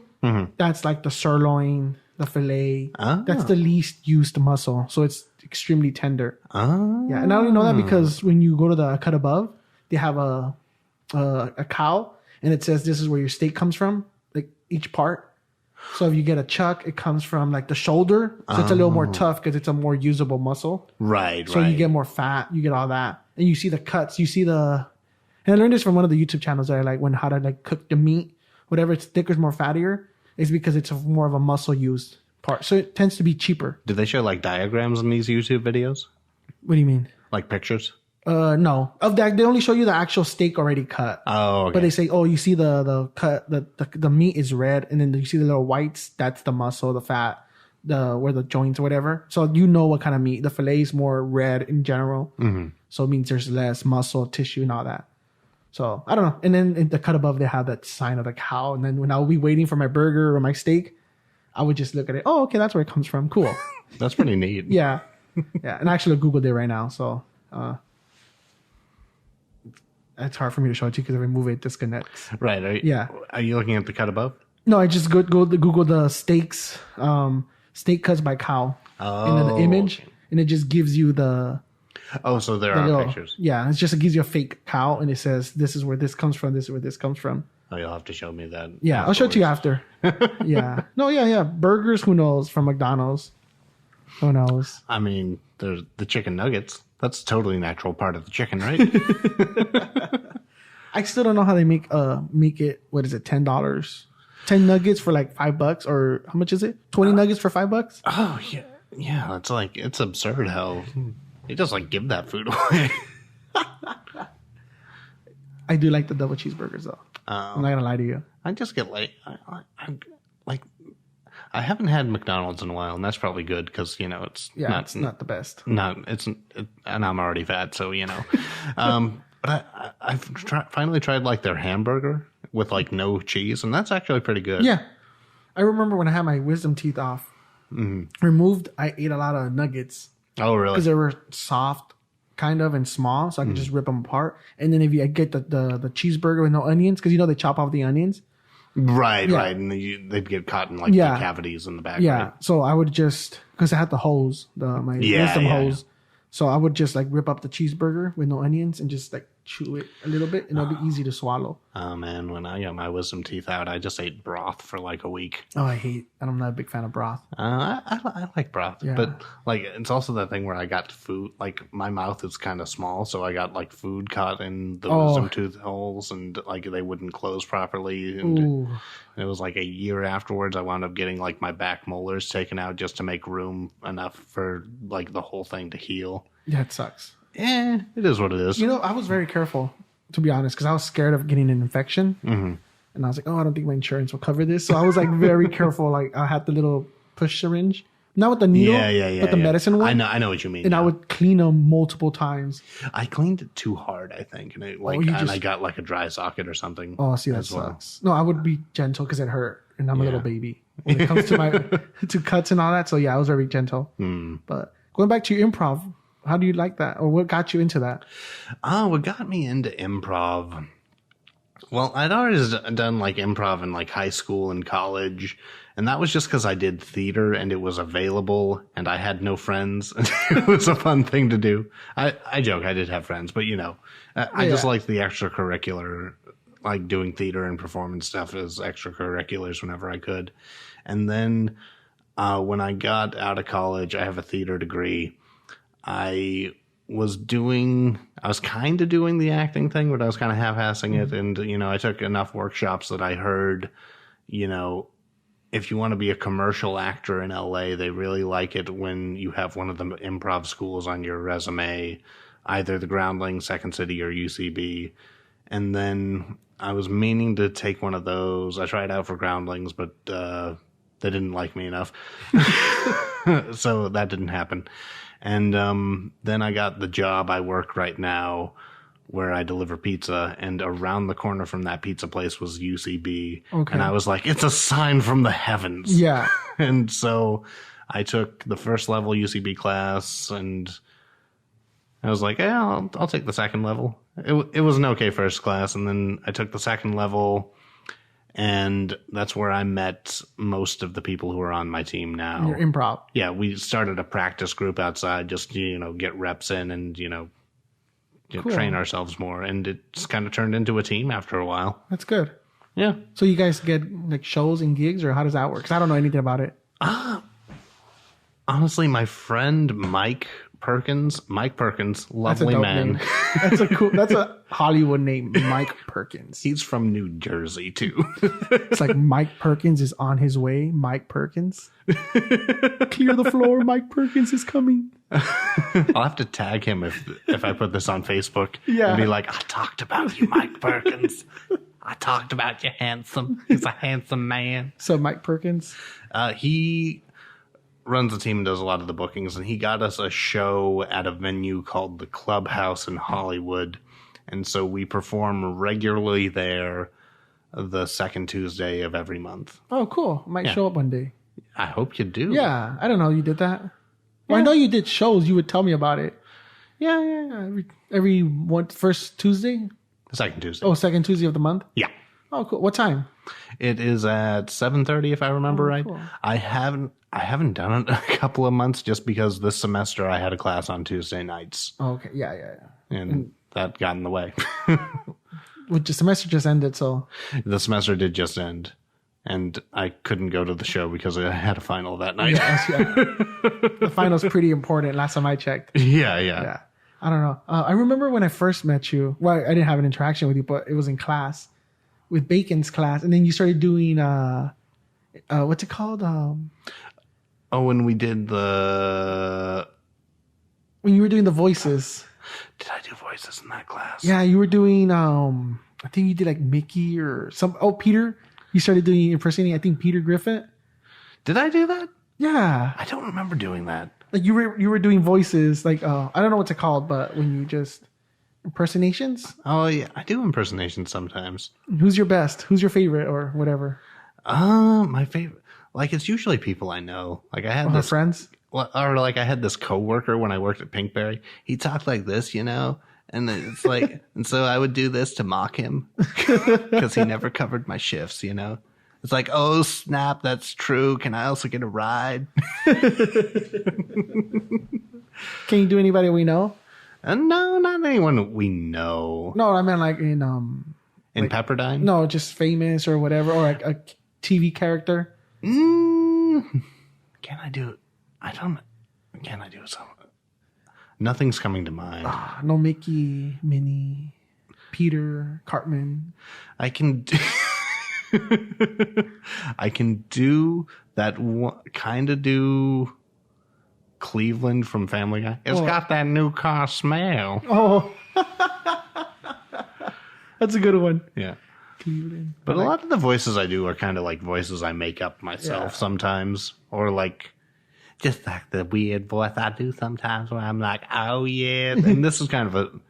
I like that one. That's a little bit of a Family Guy character, I think, too. Yeah, the gay dude. Yeah, if I wanted to hear an hour and a half of gay bashing, I'd just go to my father's place for dinner. That's on point. Yeah. That's a good impersonation. But my favorite voice is when I talk like this, and I sound like an old Englishman. This is so silly. I like that one. That one. Yeah, it's pretty good. Yeah, you get away with that. Just finish the podcast in that voice. This is Fidel's podcast. It's called Wings and Things. I don't know why. I don't understand why I'm here tonight, to be honest. My bladder is going to break. It's funny because my other guest, when he showed up, we had a morning Sunday podcast. Oh, yeah. And he was like, we just had started, we were warming up the mics, we were warming up everything, testing everything. He's like, so where are the wings at? So we could eat and do it at the same time. And I said, no, that's just what it's called. It's not, we're not going to be eating. Imagine how annoying would it be for the listeners just... Like, but you can imagine like that, like it's like food porn except auditory. Yeah. Like I don't get people who watch like cooking shows and they're like, oh my god, that food looks so good. Like, why would you do that to yourself if you can't eat that food? I don't know what it's called. Actually, I did a podcast with my son on Friday because me and him, he has like a little thing on YouTube, and we were doing about it. He's like, oh, you know what we should do? We should do those YouTube videos where you eat and you do those little very quiet noises. And you go, I don't know what's it called. There's a name for it. And he was That's a thing on YouTube? Yeah. And I shouldn't even be surprised. We YouTubed it. And there's this lady, I don't know the YouTube, I would say, I actually don't know it, where she earns a living off like eating chips. Or like people would comment, oh, I want the next video to be eating pickles. And she would literally have a pickle and record herself and just eat the pickle. And she would just eat the pickle. And that's like what she does for as a living. Oh my God. And then she'll just comment on it a little bit after. Oh, I ate a pickle, this, whatever. Next week I'll be eating whatever. Oh man. Yeah, and that's, people love it, dude. She gets millions of views. I don't know. It's just what happens. That's such a weird niche. Yeah. How do you even find that niche? How do you stumble into that? I wonder. You'd be surprised because I know there's it's weird. I have a friend that was trying to earn extra money, and my friend was saying, hey, do you know anybody with a foot fetish? And I said, oh yeah, I do actually know somebody. He said, oh, give him my number and I'll charge him whatever for a picture for the feet. A picture of his own foot? Well, I'm not saying the sex, but the picture of the person's foot. Apparently people with foot fetishes pay other people to send them pictures, and that's a market. And I was like, oh, I wasn't aware that was a thing. He's like, yeah, you're in good money off of it. And I was like, okay, see you later. I mean, if you're comfortable making a living that way, I guess like power to you, right? Well, if you think about it, it's a little extra more cash on the side. Yeah. Beats stripping. Yeah. Yeah, just, hey, here's a photo of my picture, of a picture of my foot just got my toes done. I don't know. Yeah.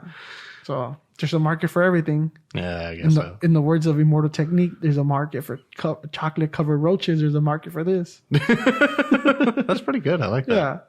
Yeah. Late 90s, early 2000s. Yeah, I listened to a little Immortal Technique when my brother used to be into hip hop, but I haven't listened to a lot of it. Yeah. In a while. Yeah, I mean, he hasn't came up with anything in a while that I know of. I remember I used to be a huge fan of Immortal Technique. Oh, yeah? Yeah, but not anymore. I still listen to him. I was listening to his album. Well, I have his old album on iTunes. I was listening to it maybe 2-3 months ago. Yeah. And I like it because there's a song where he talks about, and he mentions Fidel. He just says it. But he's talking about Castro, like the dictator from Cuba. Right. Yeah, but I have to pretend he knows me. He's talking to me. So when that song comes out, so it's like, he's talking about me, guys. He's talking about me. But don't listen to the context because it's bad. It's a dictator. There's a song called Timothy, and it's about getting trapped in a mine shaft, and they have to eat their friend named Timothy to survive. That's what you think about? Yeah, well, just, Yeah, in context. Coming full circle to, like, that made me think of, like, the song that has my name in it. That's the only song I know that has my name. Tim, pretty sure, not trying to be weird, but I'm pretty sure there's some country music songs with maybe the name Tim here and there. Maybe. Oh, Mr. Tim. I'm telling you, you got to pursue that voice. You got to do something with that voice. It's one of the things where, like, I'd like to eventually, but I kind of want to do it on my own terms where I don't want to do, like, commercial work and stuff like that. Or maybe I should because that pays well. But I don't know. Wait, I'm gonna ask my son what's the name of those people that like talk very weird on YouTube. Oh, okay. Oh, I kicked the table. That's fine. Yeah, because you should do like random voices on like just start doing a YouTube and just start dropping. I had a YouTube channel or I was like a co-producer on a YouTube channel, and we kind of did like sketches and weird videos and stuff like that, but that kind of fizzled out. And that was a lot of fun. Maybe I'll do something like that again. I don't know. I think it's hard because I know you have to be consistent with it every week. Even if you are, like, it's really hard to earn money off of YouTube the way people did, like... At the beginning. Yeah, at the beginning of YouTube. So it was kind of like a launching point for maybe something else. That's true. Actually, as in my life... I also just wanted to put content out there and, like, do acting stuff since, I don't do enough of that. My bad. You could hear my thing ringing. Yep. No, but I actually missed the boat. And I don't regret almost anything in my life, but I remember when YouTube was becoming big. Mm-hmm. It was like 2006, 2005 maybe. Mm-hmm. I was still in high school. And I remember one of my professors, one of my teachers said, "Oh, you should do a YouTube channel." I was like, YouTube? I didn't even know what that was. It was like maybe 2005, 2004. And he told me, you should do a YouTube channel. He's like, you're funny. You could do stuff. Just put it out there. And I was like, yeah. And you went home and YouTube. I didn't have a computer, I think. I went to the library and I put YouTube on. And I spelled a U as in just the letter U. Yeah, I think everyone made that mistake at one stage. And it was one of those like, oh, people put cat videos up. People put this up. And I was like, oh, maybe I'll do like funny like skits or just talk about myself. And I never did it. And then I started seeing people review news. And that's like when Philip DeFranco became huge. And then I was like, oh, maybe I'll start doing that. And I never had the self-confidence to do it. And that's one thing I kind of regret. Because when I really wanted to do it was like 2008. But then my son was almost going to be born. And my mindset was somewhere else. I was 17 going on 18. Right. So I kind of regret not having the confidence to pursue that at that moment. That's one of those. I don't know. It's one of those things that there's always other moments for you to seize, you know what I mean? Yeah. Well, that's why I started doing my podcast. Yeah. Because I was thinking about it. It took me a while to actually start it. I thought about it for a good 3 months, and I would practice with my my headset, and I would just put Google the memo notes, and I would just talk about myself with no guest. Obviously, it was just me, myself. I'm stuck in traffic, or I use my Bluetooth. and just talk to myself. And I enjoyed it. Like I'll talk about like current events, this and that. And it was enjoyable, but I didn't like the quality. And then I was like, how much am I going to have to invest? Can I do this every week? And one of my friends, he actually promotes his podcast. It's Tech KNOW. And he does all this like software, hardware, YouTube. That's his job. Like to set the programs and all that. And he actually told me, dude, it's not that hard. You just need the funds. And if you're going to do it, just be consistent. So I have a few friends that do. I have a friend that does a podcast, but his is only on straight economy, like finances and Bitcoin. Right. So he just has like a basic, what's that thing called? The Blue Yeti headset. And that it's one of these, but it's just different. Connected, and that's all he has. And he just talks about Bitcoin twice a week. Oh, I still don't understand Bitcoin. And I have a roommate who's explained Bitcoin to me multiple times. Well, if you ever want to learn it, we could go to his podcast and just sit there like idiots and listen to Bitcoin. And every now and then I'll just say something stupid and be like, well, but that's not real. Yes, it is. Your money real? It's just ones and zeros in your bank. You always get that. Yeah, that's the thing where like I'm very skeptical of like stock market and all that, because it's like money is not real. It's imaginary. Yeah, we give it value. Yeah. And then the stock market is imaginary money. Yeah. So it's doubly not real. Yeah. And that I don't know. I don't know what to do with that. I agree with you, despite me having investments in the stock market, and mutuals and all that. But excuse me. Bitcoin's like a different level of not real. Yeah. It's literally ones and zeros, and you're giving this thing value, and you trade it, and you could buy stuff. I've been to stores where it says they have the little B on it that accept Bitcoin. Oh, I thought Bitcoin was just what you use for currency on the dark web and stuff like that. That too. But some stores are accepting Bitcoin now. But I don't know how you transfer it. I don't know if it's like Apple Pay. I don't know. I've never used it. Well, it's like its own international economy almost, right? Yeah, and there's no government regulations. Oh. Which that's the thing that trips me out. That there's no regulation. But my friend has a podcast with where he talks only about Bitcoin stock market and how it influences it. I've been in his podcast. I just didn't say anything. It was like four of us, and I probably talked for like 40 seconds just because I was like, dude, I don't really understand Bitcoin. And he's all like, but you invest in the stock market. Why can't you invest in Bitcoin? Because I'm like, dude, it's just something someone created, some algorithm. Right. And you're valuing it at 10,000 a share. And dude, I'm not saying any names, but his guy almost got a divorce because of Bitcoin, where he invested like $30,000. Holy shit. Yeah, just withdrew from his savings and bought Bitcoin. Oh. Didn't tell his wife. Did it pay off at least? He says, it has gone up, but because it's such a volatile market with Bitcoin in general, let alone just the whole entire stock market. Oh my God. It goes up and down, but it has gone to the point where it went up to like 60 something thousand. I don't really understand it, but his Bitcoin, because I don't know when he bought, how cheap or how expensive, but he did say it went up like almost double. And his wife was pissed. And he like stopped like working full time because he was doing so much research on Bitcoin. Oh, he stopped working because of Bitcoin? Well, he stopped working full time because he was investing so much time into research and understanding it. And I mean, I guess joke's on us if it gets him rich, right? Well, that's true. But then again, like I don't see a lot of people investing in Bitcoin. Wasn't there a famous rapper who found like an old file that had some really old Bitcoin on it and it was worth like $50 million or something? It was 50 Cent. Yeah, that's what I thought. Yeah, but it was just one of those publicities to give attention to whatever he was doing at that moment. Oh, it was instead of taking money from one of his albums, he took Bitcoin from the record label. Oh. Yeah, but it was just him using that clout, whatever. Was this like back in the day? Yeah, it happened like a year and a half ago. Right, but supposedly the Bitcoin transaction happened years back. Right. Where it was dirt cheap, so it would translate to 50 million, whatever. But it was just him to get attention so he could be promoting whatever he was promoting at that time. It was good marketing. Wait, so did he actually get that? No. Oh, it wasn't. It wasn't real? No. It was a fake story? Yeah, it's a fake story. It's rare. God. I know it's rare. But It happens on the internet from time to time. Yeah.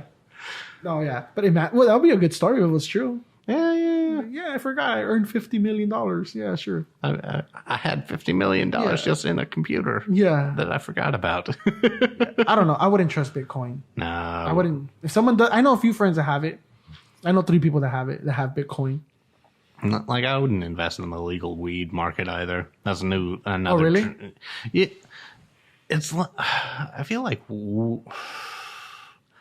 I don't know. I kind of feel like weed got legalized too quickly before they ironed out all the all the tax and all the other stuff.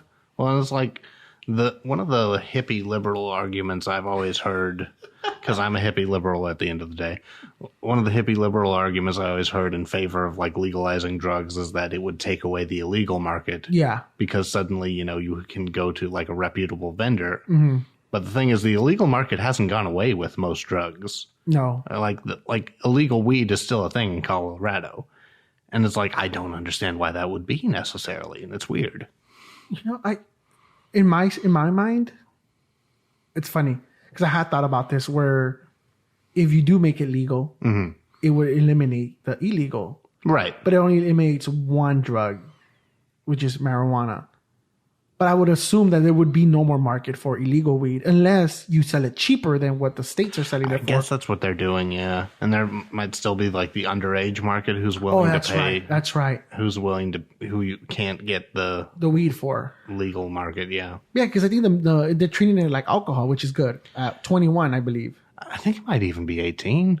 Really? I think, I don't know. I allegedly once went to a MedMen a few months ago. A what? A MedMen. Medicine Men. Oh. Where they marijuana dispensary. It's like CBD and all these all the oils, the drops, allegedly. And I think it's 21. Okay. I don't know. I don't know. I've never bought weed, legal or otherwise. Yeah. See, yeah. Oh, that's one of the rules of our podcast. Don't incriminate yourself. No. Yeah. That's just how, because I was a lame Catholic school kid, and I didn't do anything outrageous. Yeah, he's never broken the law. So, anybody, government listening? I've broken some hearts, though. Oh, there you go. Yeah, it's not illegal yet to do that, so we're good. No, I haven't. My life is sad. Yeah. I would have been a lifer if that was illegal. Fidel is doing a consecutive 6 life sentences. Oh, my God. For breaking hearts. Jesus. Thank God. No, but yeah, I do. I have some money invested in the stock market in the marijuana. Oh yeah, yeah. But I don't think I'll go like all out. But I assume it's like in a reputable company that you trust. It's something reputable. It's in LA and other big cities, Vegas, New York, right? All the liberal cities. Yeah, but that's why I invested into it. I was like, okay, and they like certified organic. Like, no, you know how sometimes you get like contaminated drugs like marijuana or whatever. Sure. Yeah, so they make sure it's not, and they make sure that whatever you're smoking, even if it's in those pans with the oils, make sure it's legitimate. It's not some random stuff they're just throwing in there. So that's why I do invest in that particular one. Just like Mike Tyson, he does Tyson Farm. Oh, really? Yeah. I don't know. Have you driven on the 105 lately? No. No? There's a huge billboard of Tyson, and it's just him. The picture's taken behind him, and he's just looking back. And it's like Tyson, and you see the bottom farms. And it's like, if you Google it, because I don't know what it was, it's like his weed shop. Like, that's his like brand. Oh, man. Yeah. So, well, they got me to it because it just says Tyson and then farm. You're like, Tyson Farm, what is that? Like, I thought about boxing. Oh, maybe he's doing like at some type of camp or. That would be interesting. Yeah, but no, it's like marijuana. And a lot of rappers are doing that too. Oh, just investing in legal marijuana. Yeah. And that's like the future, I guess. It's the revolution, man. Yeah. Well, I was having a conversation with one of my friends on Thursday because he's mad about the whole marijuana being legal because the government's not going back and checking those people that had like remember the 3 strikes law? Oh, yeah. The government's not resending those. Yeah. So but they're supposed to, aren't they? I don't know. I haven't researched it. But he was upset. He's like, yeah, but the government's not going back and reopening cases. Like, okay, why was your 2nd or 3rd strike? What was it? Marijuana? Okay, we'll remove that and release you. That's not happening. Yeah, someone getting life for marijuana possession or something like that that's pretty ridiculous. Yeah, well, that's what happened. People would be arrested. That's a strike.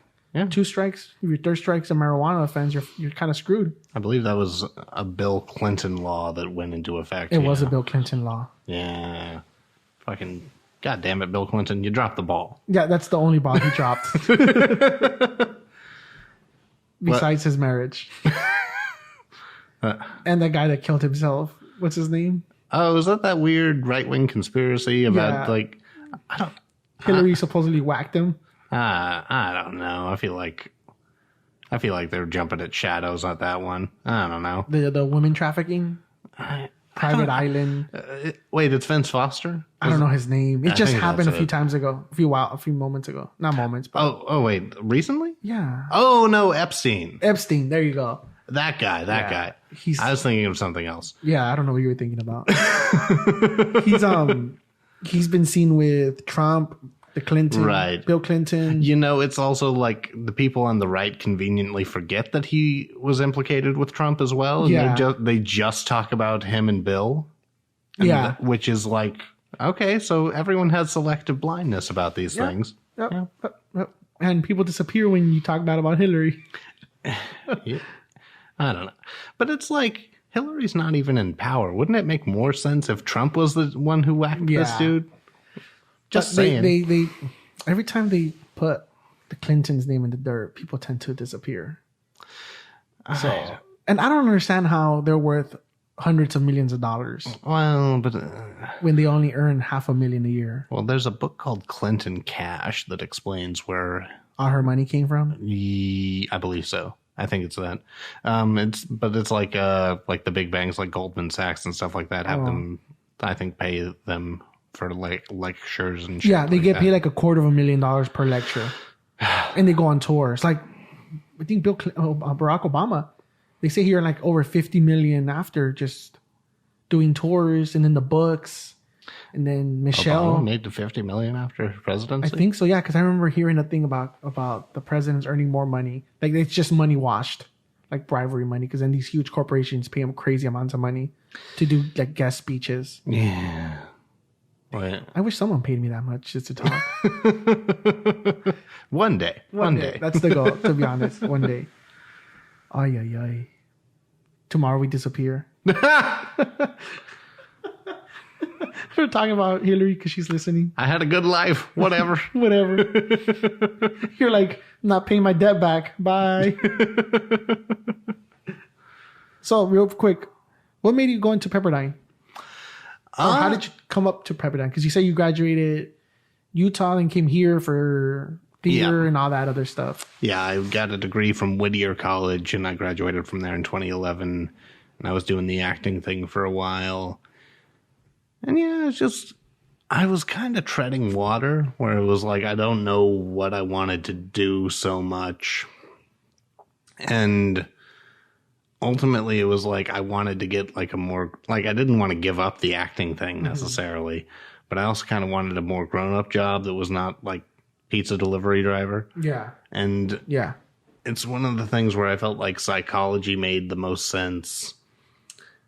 Because, you know, it kind of plays into, you know, learning about people and understanding how they function. And also I felt, and, you know, that's a big part of theater and building characters when you're an actor. And it's also that thing where I thought, like kind of some of the other common grounds of theater and psychology are like the value of self-expression and hearing other people's stories and increasing empathy and stuff like that. And I thought that seemed like it would enhance what I was already trying to do and not be a lateral move that didn't open more opportunities. Because, you know, I feel like this is it seems like a good day job. Yeah. That's exciting. And it's like, and I've always kind of been interested in psychology as a lay person. And so, yeah, it's like when I close my eyes and I'm like, okay, I have to grow up and get a real job. Yeah. It's like, it seemed like the thing that came to me. So that's kind of why I decided to do psychology. And yeah, I just heard Pepperdine had a good. My therapist got me a list of psychology-related universities and colleges in California, and Pepperdine had a really good pass rate for getting licensed. Mm-hmm. So I was like, yeah, I'll do it. They're very proudful about that, actually. Yeah. The whole success rate and graduation rate, they're very proud about that. And I know they do, obviously we're in it, but they do have a they have a really good reputation in their program. Yeah. Especially going to practicum, there's some sites that want Pepperdine students because they have a good track record. Yeah, I've kind of been, like, I was going through some, like, family stuff, and and also just, like, adjusting to being in grad school where I'm kind of behind everyone else in the program who I started with. I'm in the same boat. Yeah, but it's whatever. And everyone goes at their own pace, so I don't mind too much. Don't worry about it. Everybody that I started with is graduating in May, and I'm gonna graduate a semester later. But still, like, I still feel like a little left out. But I was like, nah, everybody's like their own path. I'm not trying to compare my path with anybody's path. And that's how you got to look at it. Otherwise, you'll be one of those people who's like, everyone I know on Facebook is getting married. Why aren't I getting married? And it's like, you need to calm down. I literally had this conversation yesterday. I have Really? One of my friends is getting married, and my other friend's about to propose. Oh, really? And then, it was yesterday. Oh, he proposed yesterday. No. We were talking about it yesterday. Oh, okay. So both those people, those parties were there. Just my friend's girlfriend wasn't there, so he was talking about like the ring. When is he gonna propose? When is he gonna get the ring? He's like, it's coming in the next few months. I just want to graduate, and we were just talking, and then one of them was like, she's like, well, when are you going to get married? You're the oldest one here. And I'm like, I'm just here chilling, eating my wings. Like, don't worry about me. But again, that's also one of those things where I feel like if you rush it and you don't do it at your own pace, it's going to go bad for you. Yeah. So, I'm happy for them. I'm not hating on them. Yeah. It's just like my life is different. Like, they're a lot younger than me. They're like 24. I'm 29. But like, I already have a kid. They don't. Like, I'm not in a rush for them graduating. I feel like I have a lot of things to do still. Right. And lately I've been really busy this past like 2 years, just hour wise. So it's kind of hard when I do go on dates. Chicks obviously want a lot of your time. I don't have a lot of time to spare. That's why it always falls really quickly. Right. It deteriorates. So I'm not worried about it. Yeah. You shouldn't be. Yeah. But I do get that. I have 3 friends getting married. I have a wedding on the 27th. So it's 3 people, 3 groups of friends that are getting married. And another friend, that's the 4th group, they just had a baby and they moved in together. They want to get married, but they don't want to do the expenses. I can't think of anyone in particular, but I feel like a lot of people I knew in high school, just because it was Utah, just got married like pretty quickly. Mm-hmm. It's a more conservative state, and it just makes more sense. Yeah, just everyone does that kind of. Yeah, I get it. Yeah, but I don't want to rush it. Nah, especially in California, it's expensive to get divorced. Yeah. Well, maybe too much info about my ex-girlfriend was married. One of my ex-girlfriends. Yeah. Not the mother of my son, another one. Mm-hmm. Not the previous one, before that one. Don't be too specific now. She was married. She was married for a while. And I remember when we were dating, she had just gotten a divorce. And then she wanted me to help her pay the divorce. And I was like, no, I'm okay. I literally did it that same tone. I was like, not my problem. Like, it's like, I don't want to be part of this. Fair enough. Like, we'll still date, but I don't want to. Why should I pay for your divorce? What the fuck? Was it a nasty divorce? It got nasty in their part, it always is. Yeah. What's that saying? It's never about the money when you get married, but it's all about the money during the divorce. Oh, that's a good saying. Yeah. I forgot who said it, but I think it was Joe Rogan. He was talking about prenups and divorce. And he was talking about one of his friends wants to get a divorce and he doesn't. He's like, dude, just lose half. Fuck it. He's like, it's not half, bro. It's 2/3. She gets half. The lawyer gets a third and you keep your third. No, your 25%, whatever. Because you lose your 50 with her. And then the lawyer gets like a cut off, like from both of you. So you technically lose more than half. Yeah. Because I think a lawyer takes like, what, 20%, 15%, depends how much the charge is. I guess. I don't know. But that's if you battle it out. If you go to court. My roommate always quotes this comedian. I forget which one. He always says, like, I feel like a marriage is just a bet about whether or not she's going to take half my stuff. That's true, to be honest with you. Yeah. That's true. Because last time it's funny because people always say, in the Latino culture, you get married young, which is true. Mm-hmm. Everybody that I mentioned that's getting married is married are Latinos, except two of them. One of them is white. But they're getting married really young, 24, 25. Mm-hmm. And my mom had this conversation with me a few weeks ago. She's like, make sure you don't get married right now. You're too young. And I was like, yeah, because I told her it's a commitment forever, obviously. And if it doesn't work out, you're going to lose a lot. Mm. So, and I had two friends get divorces already. And I'm not even that old, dude. Oh, really? Yeah, and I had two friends. Well. And one of them I dated. But the other one, yeah, it was expensive. You're talking about. Well, but even like in Utah, like what I was talking about where I've seen like a lot of people I know get married, I feel like I've seen a lot of divorces too. Yeah. Just because, it's like you were rushing into something when you were 18 and you didn't know who you were. And of course, that's going to end not great. Because we learned this in our 639 class, family therapy. Yeah. Where you're going to emotionally outgrow somebody. Right. Yeah. And if that's going to happen naturally, if you're let's say you get married at 18 or 20, realistically, you don't know who you are. Most people don't know that even when they're 40, but something went wrong in their life. Right. Yeah. Right. But realistically, what they say, you become who you are by 25, 24, 25. And I've noticed this because I told myself, I told myself this a year ago, don't date anybody under 24. Right. Because I have this feeling, well, this is just my theory, no empirical evidence. It's 6 years after 18. I think you're no longer socially bound to those people you were in high school with. And you kind of like sprout to who you're supposed to be or molding to be.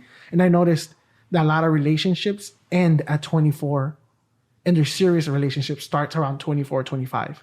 Oh, that's interesting. And I started being a nerd here. We are psych majors. We are in grad school for a reason. Right. And I started noticing this trend and I know all my friends and I was asked, and I've actually noticed this at the moment.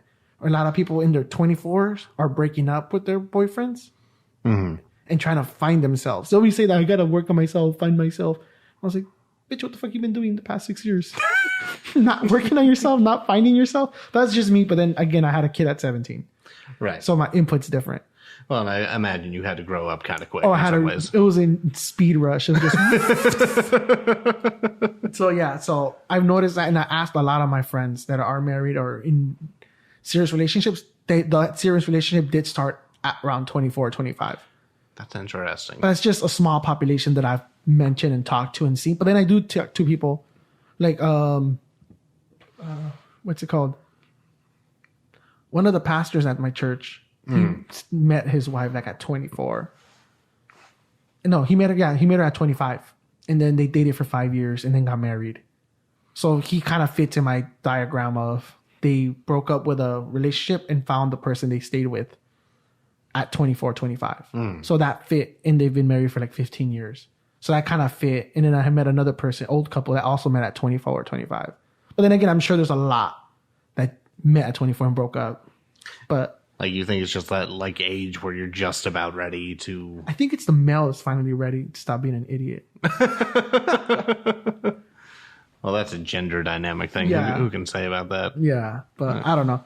That's just us. And then me thinking about like our marriage therapy class and techniques. Right. And outgrowing your partner when you start graduate school. Well, it's also that thing where like a big thing the instructor kind of like hammered into us a little bit was, the more individuated and the more self-realized a person is when they get into a relationship, the more likely it is to be a lasting one. Yeah. Whereas if you're not, and this is kind of like an individualistic Western perspective on it versus like a collectivist thought, but like, the more you know yourself before you get into a marriage, the more likely it is to succeed, where you're not going to find yourself afterwards and realize this person isn't right for you or something like that, right? Exactly. But I feel that. I feel that. But then it's hard because sometimes you get in that off balance where you know yourself, but then your partner doesn't, and they kind of cling on you, kind of like that. What's that? Oh, where you're almost like being like a parental figure to them. Yeah. What's that? Like the attachment theory. Oh, I should know attachment theories, but I don't as well as I should. Remember, there's like you go towards someone or you let them towards you kind of thing. Yeah, dude, both of us should definitely know this by heart. Oh my god, especially me because we start practicum in a few weeks. Oh my god. Okay, so yeah, I know there's avoidance. I'm doing this off the top of my head. I know there's avoidance. And that's the only one I remember. Because you already remembered more than me about attachment it's only I only remember this because we had to take an attachment theory quiz at work. Really? Yeah, and we didn't supposed to share anything with anybody. It's just for us to understand attachment theory and empathy with clients that are coming that way. So how to work with them. So they kind of like make you realize you don't have to take the test. You could just like, I don't want to take it.